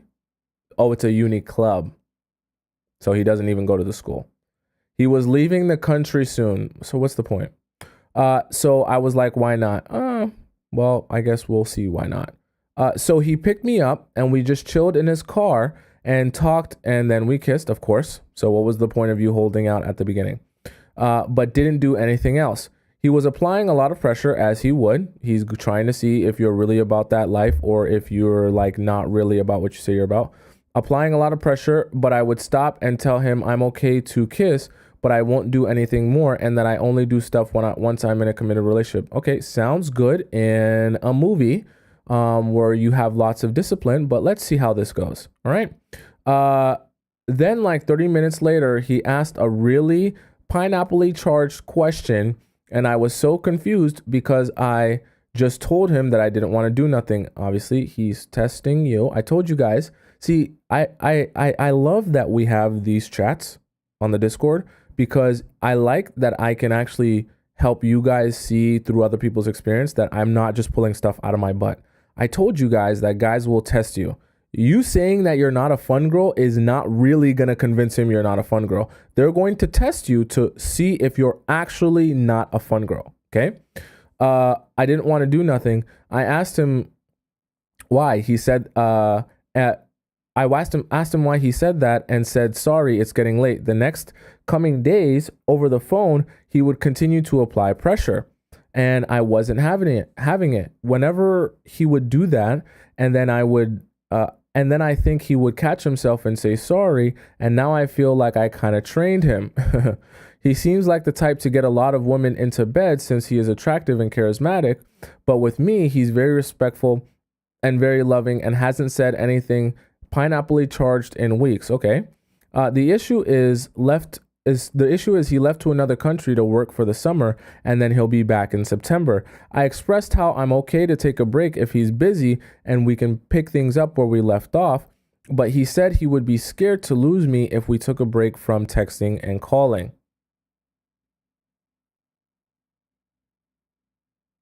Okay. I'm not sure if I should wait until September for him, since I'm not really good at talking to multiple people at once. When did that become what you should be doing? I'm confused. Uh, yeah, that just came out of nowhere. But I really do like him, and he really seems like he likes me. Since usually men leave by this point with my boundaries, and I think something could be there, but I'm kind of conflicted because 3 months is a long time. Okay, thank you for the question, R. So I almost have a couple of questions for you. Uh, Obviously, you met him at this uni club.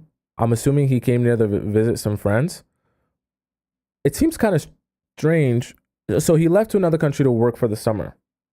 Uh, you have to be honest with yourself if you're okay with a long distance relationship, because just like in Disney princess movies and all this teen dramas, like a long distance relationship with the love of your life sounds good. 99% of people cannot do a long distance relationship, and that's actually okay. Okay. People need intimacy, people need physical touch, people need that in person connection. There's nothing wrong with the fact that most people can't do a long distance relationship. This has to be a situation where, unless you guys are really like, the thing that I don't like about long distance relationships is because there's always the hope there, but the actual promise of what actually ends up coming out of the promise of the relationship is usually not much. And unless you've already built that deep connection before you went long distance, a lot of times things fizzle out. Just because, like, it's very hard to really build a bond when you're not seeing each other, especially when you don't already know a lot about each other. So in your situation, honestly, my advice to you would be to not put too much energy into this situation. And when I say not put too much energy into it, I don't mean you necessarily need to ignore him. If he's going to pursue you and he's going to be like, September is coming, I can't wait to take you out, I can't wait for us to go this place and do this and da da da and all that good stuff, cool. Just let him cook, let him continue pursuing you and all that good stuff. But if I'm giving you advice, I would advise you not to be super invested in like the future of where this relationship is going. And I would actually tell you that you should tell him, when he's talking about all this stuff he's about to do in the relationship, how much he's about to, just be like, okay, that's cool, that's how you feel. If I see that, that'll be good, but I'm not expecting that, whatsoever. You know what I mean? That way it can be clear that, look, if you actually mean that, show me that. Don't just yap about it. Because a lot of people in these long distance relationships, they're going to tell you about what they're about to do and how, they are so into you over the phone. And it really just ends up being a pen pal situation where you guys are just texting, calling, with no plans of actually seeing each other in real life. Or not really making any real commitment to each other for real. You know what I mean? So I think from your side, to just keep yourself sane, I think you need to detach yourself mentally and allow him to pursue you if he wants to pursue you. But don't be so, oh, but you said you were going to call me, I thought we were building a relationship, but I thought we're trying to build something and be committed to it. No, because you'll find yourself frustrated, especially as time goes on. September from now is a long time. So it sounds great in a movie to say you're going to wait for him till September, but as the months are going by and things are happening and you're not able to be intimate or see the person, and also for him as well, not being able to see you in person and be intimate with you, it's going to take a lot of desire to just be with you, especially when he hasn't actually met you for real, to just be with you and only stick with you, even though you're in a pen pal situation where you're not actually seeing each other. So that is my advice to you, R. Okay. Next we have here, let's see. Next we have T. I think we answered T's before, or maybe this is a different T. This is a different T, I'm assuming. So transparency in long-term relationships. T says, "Hi, I would like your perspective, please. This year, June, excuse me, will be 4 years of marriage for my husband and I. We've known each other for about 15 years now. And we didn't have a typical wedding, but oh no, I think I did this one. Yeah, I did this one. I did this tease, where she purchased a ring.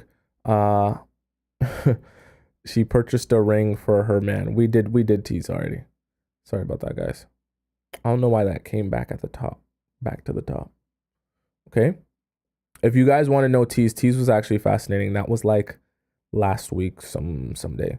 Garfield, I love this. Someone's name last time was like Gorilla Grip Coochie. So I love these names. Garfield says, I have difficulty on expressing boundaries. Garfield says, I 18. You guys know how I feel about younger people in the chat. Only because it's talking about boundaries will I answer this. Often I find myself letting partners disrespect my boundaries.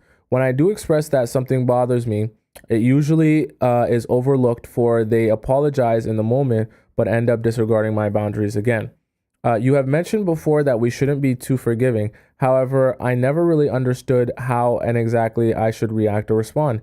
Do you have examples, advice on how I should respond? I'm currently not dating anyone, but want advice so I can avoid boundaries being dismissed in the future. Okay, Garfield.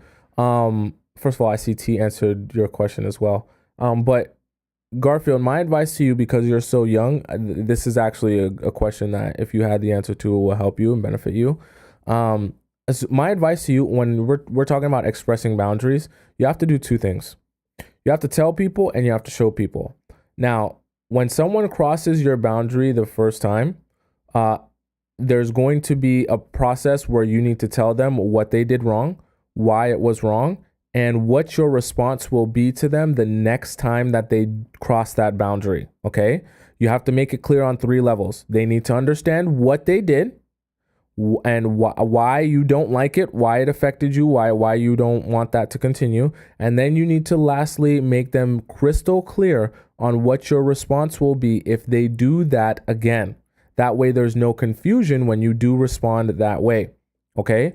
So for example, let's say you don't like it when a guy you're talking to shows up late for your dates. Let's say he says he's going to pick you up at 10 o'clock and he always shows up an hour and a half late. And, you know, when you plan your dates, you're like, look, I can't be out all night, and you're planning these dates and then you're showing up an hour and a half late. I don't appreciate that. If you do that again, I'm not showing up to the date, or I'm not coming outside of my house. I don't care if we plan this for 3 months. And in the process of you telling that to him, let's say he does it again, you actually don't go outside. You don't even answer his phone calls. Doesn't matter if he spam calls you. Doesn't matter if he texts you a million times. Doesn't matter if he gives you every excuse in the world about him having to go to a funeral or having to do backflips or having to save a cat out of a tree. You told him the first time that you didn't appreciate the thing. You told him why you didn't appreciate the thing. And then you told him what your response will be if he does the thing again. And once you do that, you put your foot down and you don't let anything affect how you respond to the situation, because it's very important to show people that you mean business, and that if you ask and demand for respect, that you will get your respect. There's no other option. There is no scenario in which they can disrespect you or cross your boundaries and you will forgive them just because you like them so much. Nobody gets special treatment, even them. They will begin to understand you're not someone to play with, and there is no special treatment if they're going to act up, which means their choices are either fix up or get the F out. Okay? And it's very good, especially for you as a woman, it's very good for guys to have the understanding it's either I fix up or I get the F out. There's no other option, because then when they respect you, they treat you as such. Okay? Let's see who the next one is. So we got here. Lee. Oh no, this got deleted. That message deleted. Al says, I'm 27 years old. The guy is 28 years old. So Al says, I met this guy a few weeks ago. I almost thought it said I smelled him. I think you might say I smiled at him. He came with a friend and invited me and my friend to join them later in the evening for a couple of drinks. We had a nice time that night. Atmosphere was friendly. When he dropped me home, he offered to drive me to work in the morning. Kind of a strange thing to ask someone that you just met. As I would be tired with almost no sleep. I mean, it's nice. It's just a little bit strange to ask for someone you just met. I didn't take that seriously, but he called me in the morning and kept his word. That was a green flag. Yeah. I mean, it's not that it's a bad thing. I'm just, yeah. Okay, let's go on. We took a walk and coffee before work. Then he picked me up from work in the evening and took me home. Okay, it's a bit much for just meeting someone, but let's keep going. The next day he invited me. The next day. Okay. So, chat, let's get this straight. So first he meets you at night. Then you go straight from him dropping you off to now he says he'll pick you up in the morning and take you to work. You go for a walk and a coffee before work, and he picks you up and he takes you home from work that evening. You just met this guy. I met this guy a few weeks ago. He came with a friend, invited. Okay, this is getting a bit concerning now. Okay, I'm not really feeling too comfortable anymore. The next day he invited me out for lunch and that. Okay, so back to back days now. And we went to the park for a picnic. I asked questions and I had to, and he opened up pretty well. Sorry about that, guys. Overall, his thoughts were pretty healthy. We also went through similar childhood experiences. Okay. We spent about 9 hours together talking. Okay, I'm not going to poo-poo that. Nothing wrong with that. Enjoying our time. And then he drove me home and we kissed. Okay. Then I decided to pull away and canceled our scheduled next meeting as I wasn't in the mood. Natural. You've seen him 3 days in a row now, or is that 4? I can't even keep track. He got a bit anxious and we didn't communicate the whole day. Okay, I see what type of guy this is. I can smell where this is going. One day, 24 hours later, he came back with messages saying he wanted to see me and thought about me all the time. Chat, do you see where this is going? Do you see where this is? I don't be pulling stuff out of my butt. That was concerning to me when he was the back to back days. Going from hanging out, drop you off at home, pick you up for work in the morning, hang out before work, drop you off, pick you up from... Who does that? I understand you're amazing and you're awesome, but I already knew that was not a good sign. He wanted to see me, and he said he thought about me all the time, naming specific observations about me, and said he didn't want to scare me off, so he would tell me in person and invite me to dinner. Okay. I didn't text him much because I'm not a pen pal. Okay, good. On the day of the date, he picked me up and opened the door for me, and he was a gentleman in the process. On the date, he said I was a mystery to him. Okay, probably because he likes you so much. He didn't know what I was thinking, that we could be a good couple, and he told his friends and colleagues about me. Classic trick. He invited me to come visit him in Spain in 2 weeks, and that he has a project there, and I said, we'll see. Okay, you're playing this pretty good so far, Al. After the restaurant, he offered to call me a car, but afterwards, he asked me if I wanted to go to his place or to a hotel. I thought he lives there. Okay, maybe he doesn't. I said, I hope you're... Oh, like he does it. He lives there, and he still asked to go to a hotel. This not good. I said, I hope you're joking. I don't think that was a joke, though. It wasn't a joke. Who jokes about that? Afterwards, he suggested we go to a club for a drink. I said, okay. As we were ordering cocktails and chatting, 5 half-naked dancers came up behind us at what type of place did you guys go to for cocktails? What type of... At which time he completely switches to them, engages in conversation, and offers to order them cocktails. Chat, is that English or am I reading that wrong? Guys, is that English or am I reading that incorrectly? I don't know if that's English or not. I'm confused. This man was head over heels in love with you, want to hang out with you 18 days in a row. And now he's offering the dancers. Is this English or no? I don't think this one's in English. This might be in Swahili. I think this one is. Which one is? Nah, this is the wrong language, right? Because this don't make any type of sense. I'm confused. Maybe I'm missing some stuff. This might be in Swahili, this one. At which time he completely switches to them, engages in conversations, and offers them cocktails. I was confused. I'm confused too. I was confused and asked him what was going on. He said he would just give them an extra cocktail, as if I hadn't heard that he was ordering them their order. Sorry, I'm flabbergasted. While flirting. Okay, so he did this while flirting with... What's going on?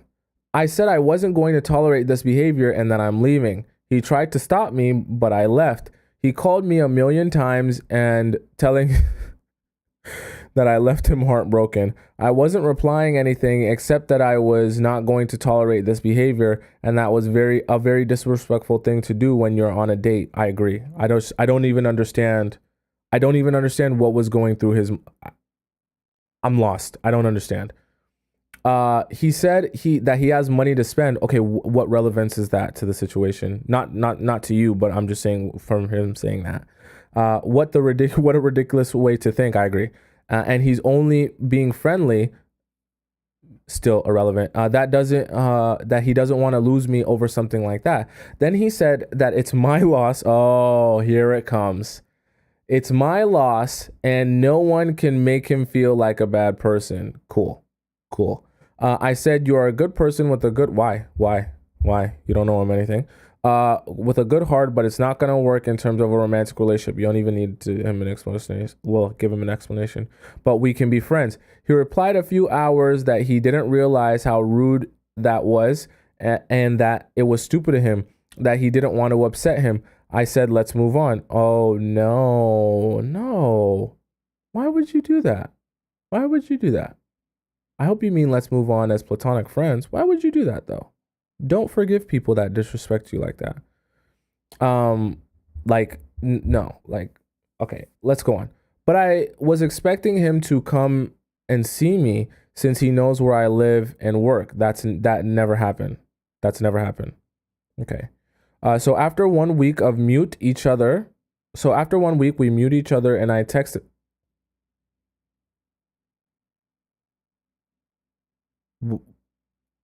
Why? This is in Swahili, chat. I know it's in Swahili. Because I know after the story she just told me. Chat, this better be in Swahili.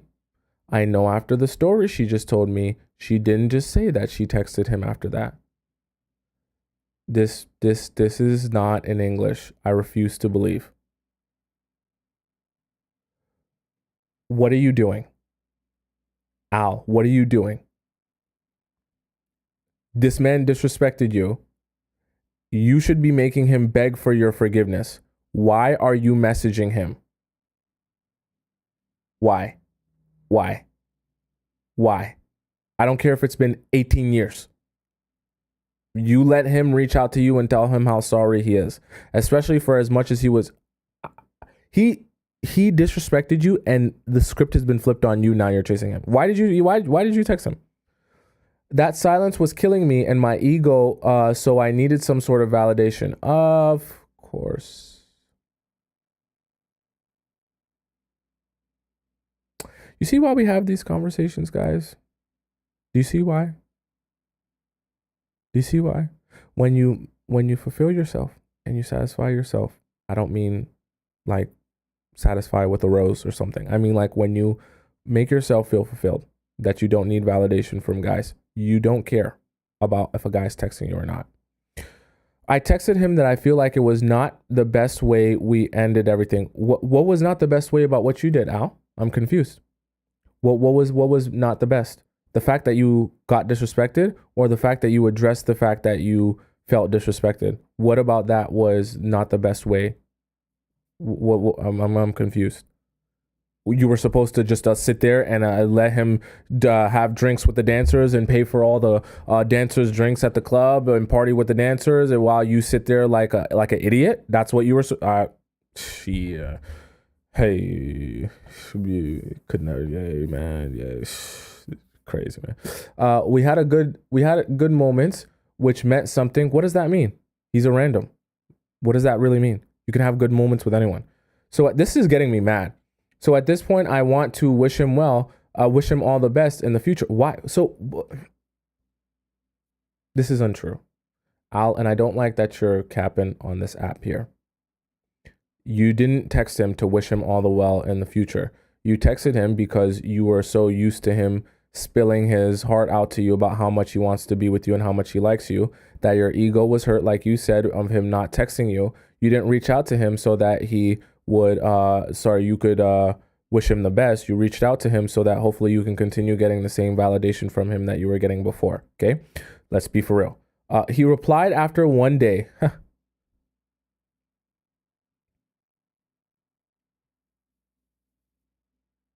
Isn't that crazy?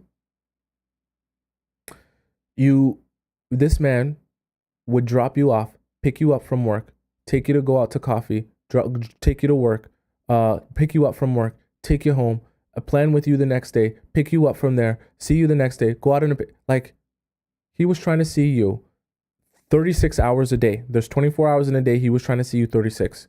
Now all of a sudden he's responding to you one day later. He literally flipped the script on you and you're chasing him.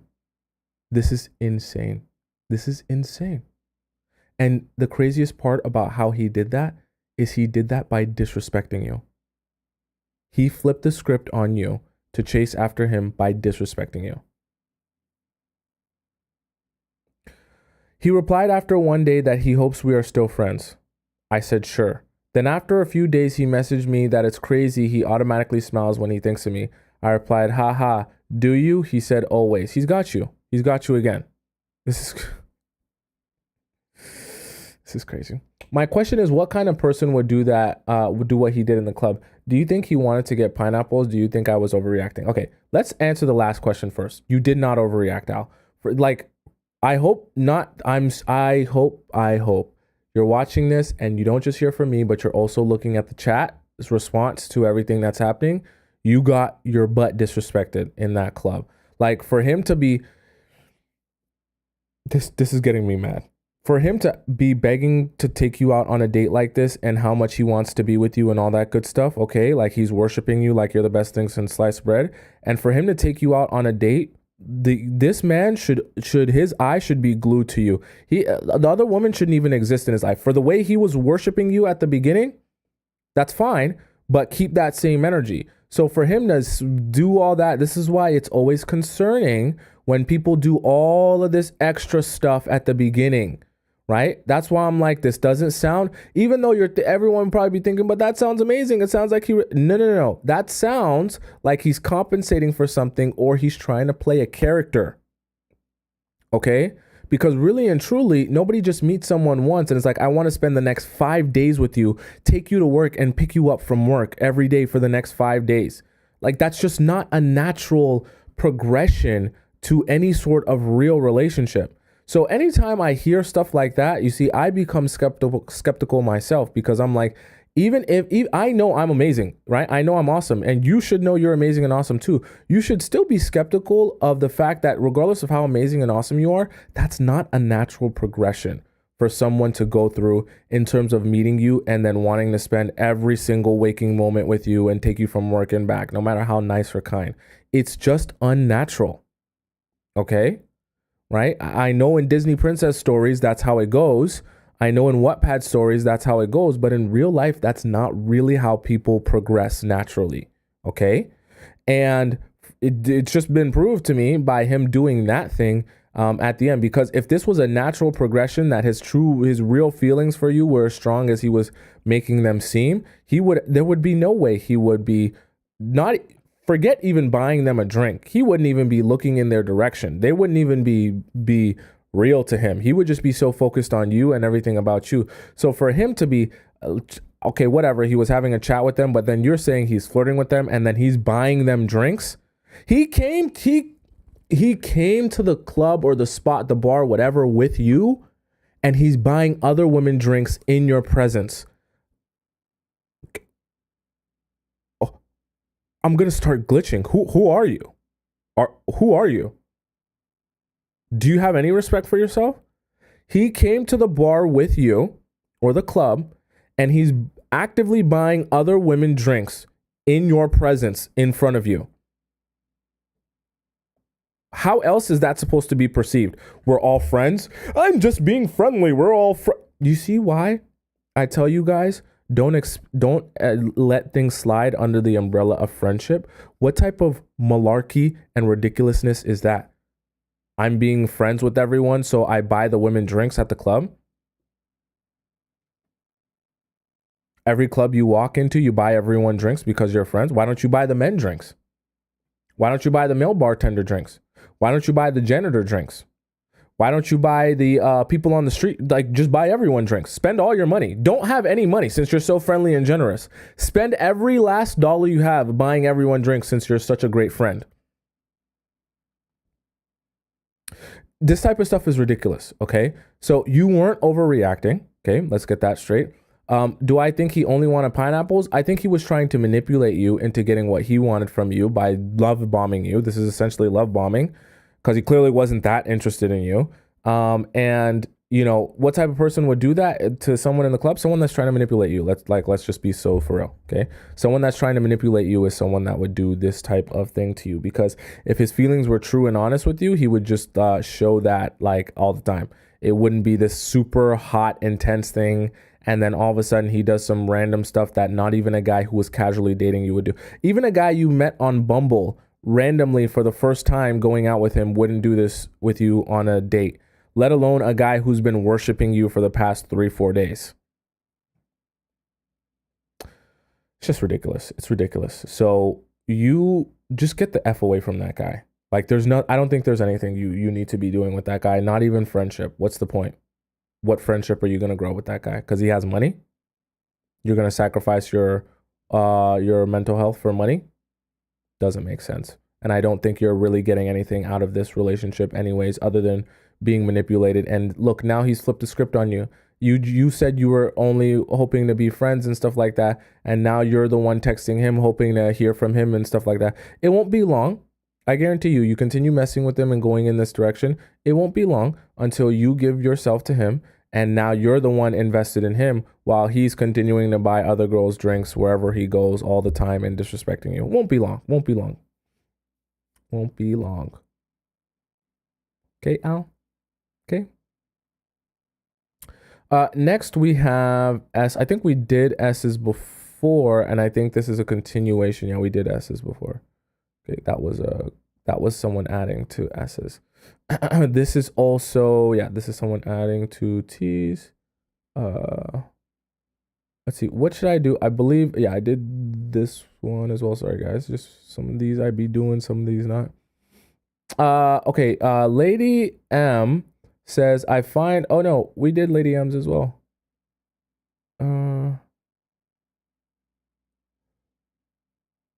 Oh no, did we do this one? No, we did Lady M. Or maybe we didn't.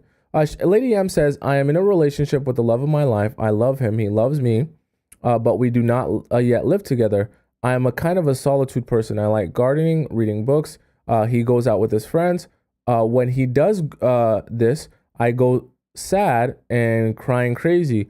I could go out too myself. I like dancing. I'm good at this, but I love him and I don't feel like dancing with other men. Who said you have to dance with other men when you go out dancing? Advice me on what activities may ease my pain when he's out with friends. I add that he's going out. When he is going out, he calls me and texts me when he is back home late at night, but still difficult for me. Okay, we haven't done this before. So, Lady M, you are in a situation where you are codependent, okay? And this is not good because being anxiously attached is one thing, but like this is too much, okay? Your partner is allowed to be an individual outside of you, okay? I need all of us to be on the same page here. It's not a crime that he enjoys going out with his friends. Doesn't mean he should neglect you or the relationship. It's not a crime though that he enjoys going out with his friends. Okay. I don't remember doing this one. Anna says I did it, but I don't remember doing this one. So I'll go quick on this. It's not a crime that he enjoys going out with his friends. I think you need to do this.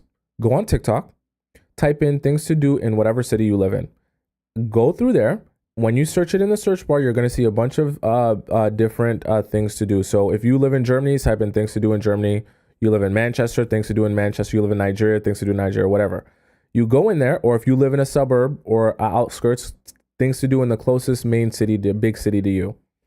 Go there, go through all the different things to do. Look at what the content creators are suggesting, anything other than clubs, bars, or restaurants, and go and find something that you enjoy doing that's on one of those lists or in those videos, and go and do that.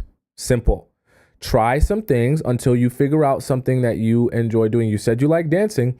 Maybe take up a dance class, right? Or a Zumba class, whatever class, okay? Where you can go out and actually do something with your life. And I'm not saying this to be mean. I'm saying this because when you're sitting at home sad, literally that's what you said. I'm sitting at home sad, crying, going like that. That is so unsustainable. And like that is not healthy whatsoever. That's not about you loving your man so much or being so obsessed with him that you just want to only be with him. That is not healthy. Okay? Your man needs to be able to be an individual without you losing your mind.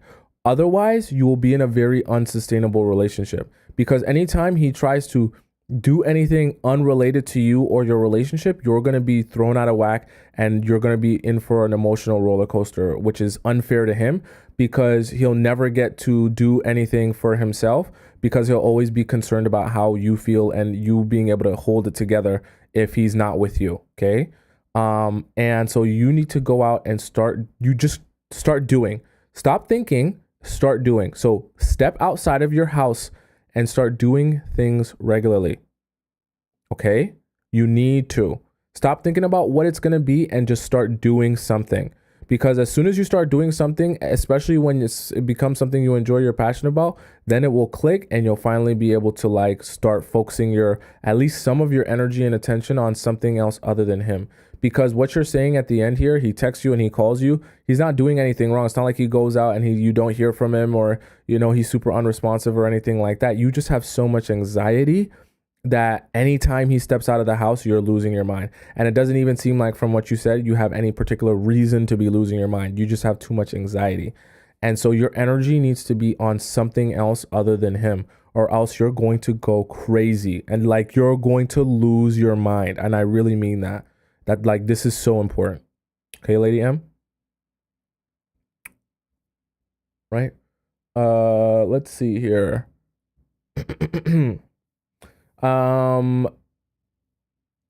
Annalena, did we do Annalena's? Okay. Annalena says, how to stop being desperate while being in love. Okay. Annalena says, the advice provided is truly insightful. However, I find myself grappling with the intensity of my emotions when I'm in love. Despite my best efforts to maintain composure, I fear that my earnestness is palpable. Sorry. Wow, you're using SAT words. My earnestness is palpable. Annalena. Additionally, physical contact, kissing, hugging seems to deepen my attachment significantly. The question is, should I refrain from, you must be like a scholar. The question is, should I refrain from this, and how can I stay not desperate when I fall in love? How to find balance. Okay, your advice, Annalena, is going to be very similar to the advice that I just gave. I forget the name of the one that I just did, but the one I just did previously. Because see, here's the thing: you need to have things going for yourself in order to be able to be a steady state, like not a roller coaster. Why? Because the things that you care about, that you're passionate about, that you pursue for yourself, those things will be simply for you. And those things will also bring you happiness and joy outside of what any boy is bringing you. And so, in the process of that, you'll begin to be able to have a more stable version of yourself, which is still happy and fulfilled, even if the boy is not in your life or the relationship is not working out perfectly.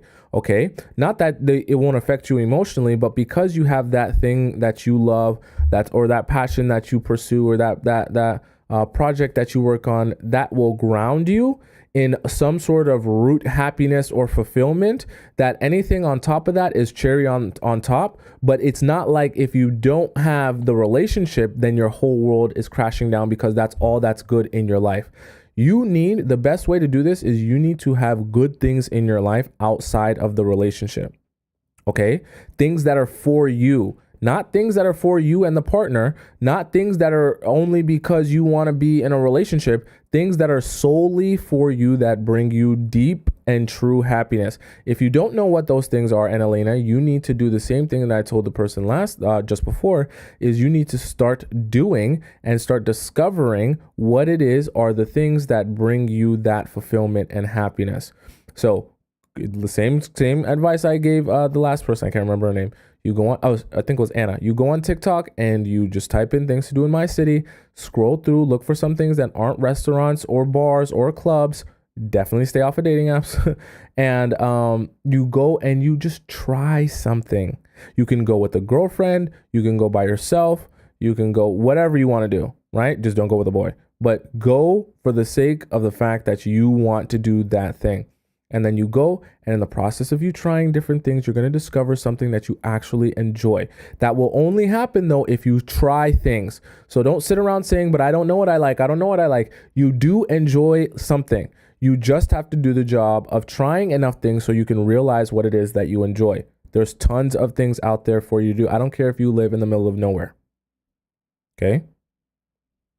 Very important. That's the only way, because anything else is going to be a version of you trying to pretend like you don't care, when literally the relationship is all you have that's going on for you, that's happy in your life. Okay. Ileana says he's texting. Let's see. Ileana says he's texting his last situationship. Okay. Ileana says, "Hi Tomisin. Hey Tomisin, just a question. What should I do if this guy wants to see me? Very early stages. We're both 21. We went to school together, but didn't talk then. 4 months ago,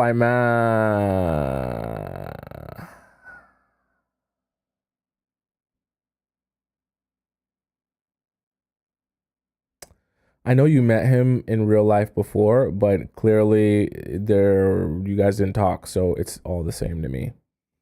It's deleted now. LOL. Yeah. Okay. Don't worry. But he didn't reply to me, so I just got into another situationship. Okay.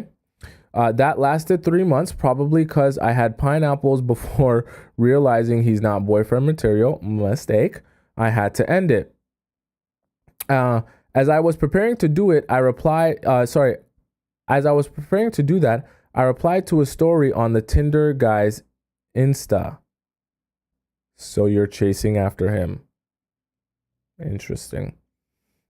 He said he didn't get back to me on Tinder for a while because he was in Thailand. What was he doing in Thailand? Getting a massage? Getting a happy ending? Anyways, I was sad he felt like he missed his chance. Yeah. Then he asked me to take me out on a date. I actually said I wasn't ready to date because of work, aka I was still in a situationship at the time, but happy to hang out as friend. I just don't understand. You're interested in the guy. The guy's telling you that he's interested in you. What type of friendship are you really gonna have? I just, you're still in this situation. Like, this actually is really upsetting to me, Ileana, and I know you didn't do this on purpose to upset me. But this is why I always tell you guys, do not accept foolishness under the umbrella of friendship. Because what type, I know you mean well, Ileana, but what type of friendship is it if you're in this situation and there's some level of commitment you have to this other guy? What type of friendship is happening with a guy you met on Tinder that you have made clear that you're interested in and he's made clear that he's interested in you? What type of friendship is that? That doesn't really sound much like a friendship to me. Okay? So I just say that because, like, I don't understand what are you doing here? Either end the the situationship that you're in and then pursue this properly, or don't pursue this at all. This whole idea that you're going to hang out as friends is ridiculous. Anyways, let's move forward. Okay. I realize I actually really like him, right? So you guys did hang out a lot, you said. And this friendship, you realize that you really like him and you have a lot of chemistry. He took me on a real date the other day and I've been extracting info. Okay. What happened to your situationship? He was in a month-long situationship, ended a month ago, which is actually fine. That's not long, so surely it wasn't serious. Well, it turns out he still texts her and keeps contact. So what are you doing?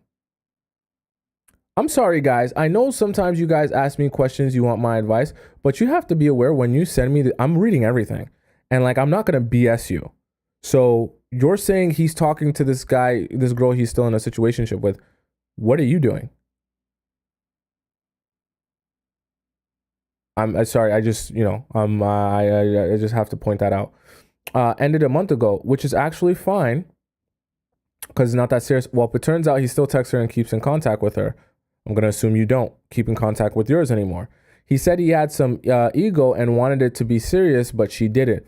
He said he knows it'll never work and knows he needs to let that go. Anyways, I kind of started pulling back and I said I was busy the last time he wanted to go out. What should I do? I also haven't expressed that it bothers me. It just kind of been gathering the info. He's perfect in every other sense, and I've never met someone like him. Damn it.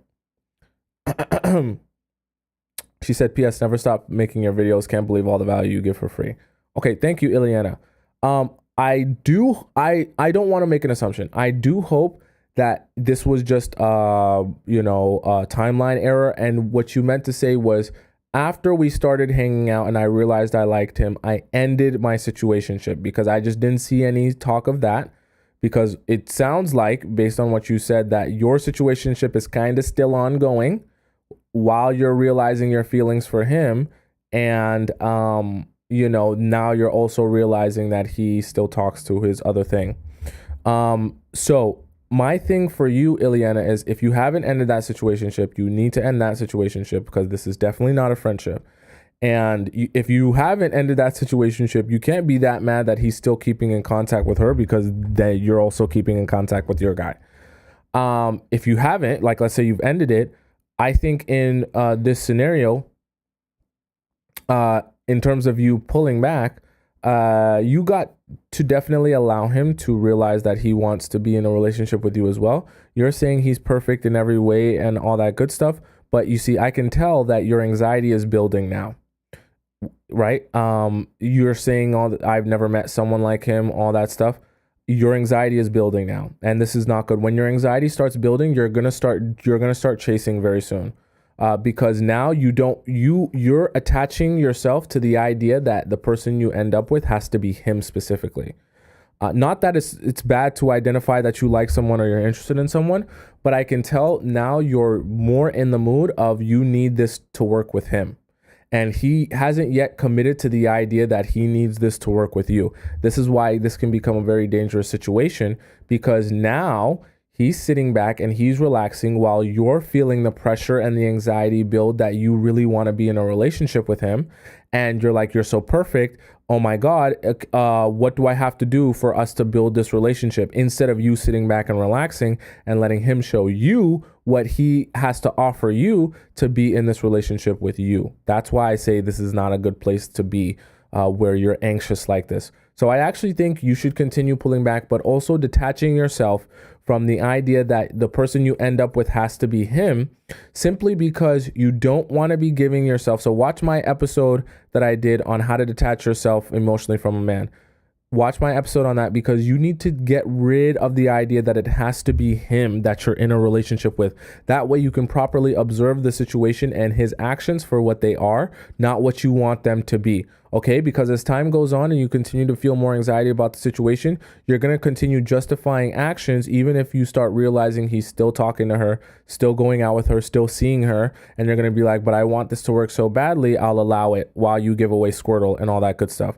Let him realize, let him cook. I think it was Chemo that just said that in the chat, right? Let him cook. Let him realize that he likes you and enjoys you and wants to spend time with you. Don't be on the pursuit like you're a man. Okay. All right. So that was what all we're gonna do for today. I don't want to spend so much time doing questions, but don't fret. Don't you worry. If your question didn't get answered today, I definitely will answer your question tomorrow or in the next coming days. You just got to be a part of the show. You know what I mean? And you will get your question answered. Okay. So if you want to follow me on Instagram because you're like, oh my God, I want to see everything you're doing all the time. You're so amazing. I love you so much. Oh my God, where can I follow you on everything? I want to follow you on everything. You can go follow me on Instagram right there. It's right above my head on the left side of the screen. On TikTok, it's right on the bottom right of the screen. If you're on YouTube, if you have a question for me in the Discord, you can go, and if you're on TikTok, you go on my link in my bio and you can access the Discord there, and you can ask your question in the relationship advice section. If you are on YouTube, just go right into the bottom of the link of the description and you can ask your question, or it should be, for those of you who are here with me live, it should be pinned in the message on top there as well. Okay. Also, for those of you who are like, oh my God, this is the most amazing show ever. I just want to see the show and every episode that's ever existed in its entirety. You can also go into my YouTube page, which is right above my head on the right side there. You can just type in my name, or you can screenshot that and copy and paste my name, and you'll be able to find in the live section, you'll be able to find every episode of this live show that we've ever had in its entirety, with the TikTok and YouTube live chat embedded, so you can see all the conversation happening as I was having the show. Okay, so for those of you who are unfamiliar, I'm here every day, 4 p.m. Eastern time, sharp. I was here on time today. Someone congratulate me for that. I was here on time today. And so if you guys are ever wondering when you can catch me on live, 4 p.m. Eastern time, whatever time that is in your time zone, just go on Google, type in 4 p.m. Eastern time in my time zone, whatever your time zone is. And you'll figure that out and you can get that. Or you can just also, for safety measures, turn on my notifications so that all of them, so that you get a notification all the time whenever I go live. I would advise you to turn on notifications for TikTok and YouTube, just in case one gets weird and doesn't tell you, because I'm live on both at the same time. Okay. So that's the show for today. I hope you guys had a great, enjoyed that show, learned something new about yourself or life or your relationships, or men. Okay. Especially men. And we will chat again soon and talk more about love life and relationships. I love you so much. And I will see you very, very soon again later. Tomorrow, actually, at 4 p.m. Eastern. Okay? Won't be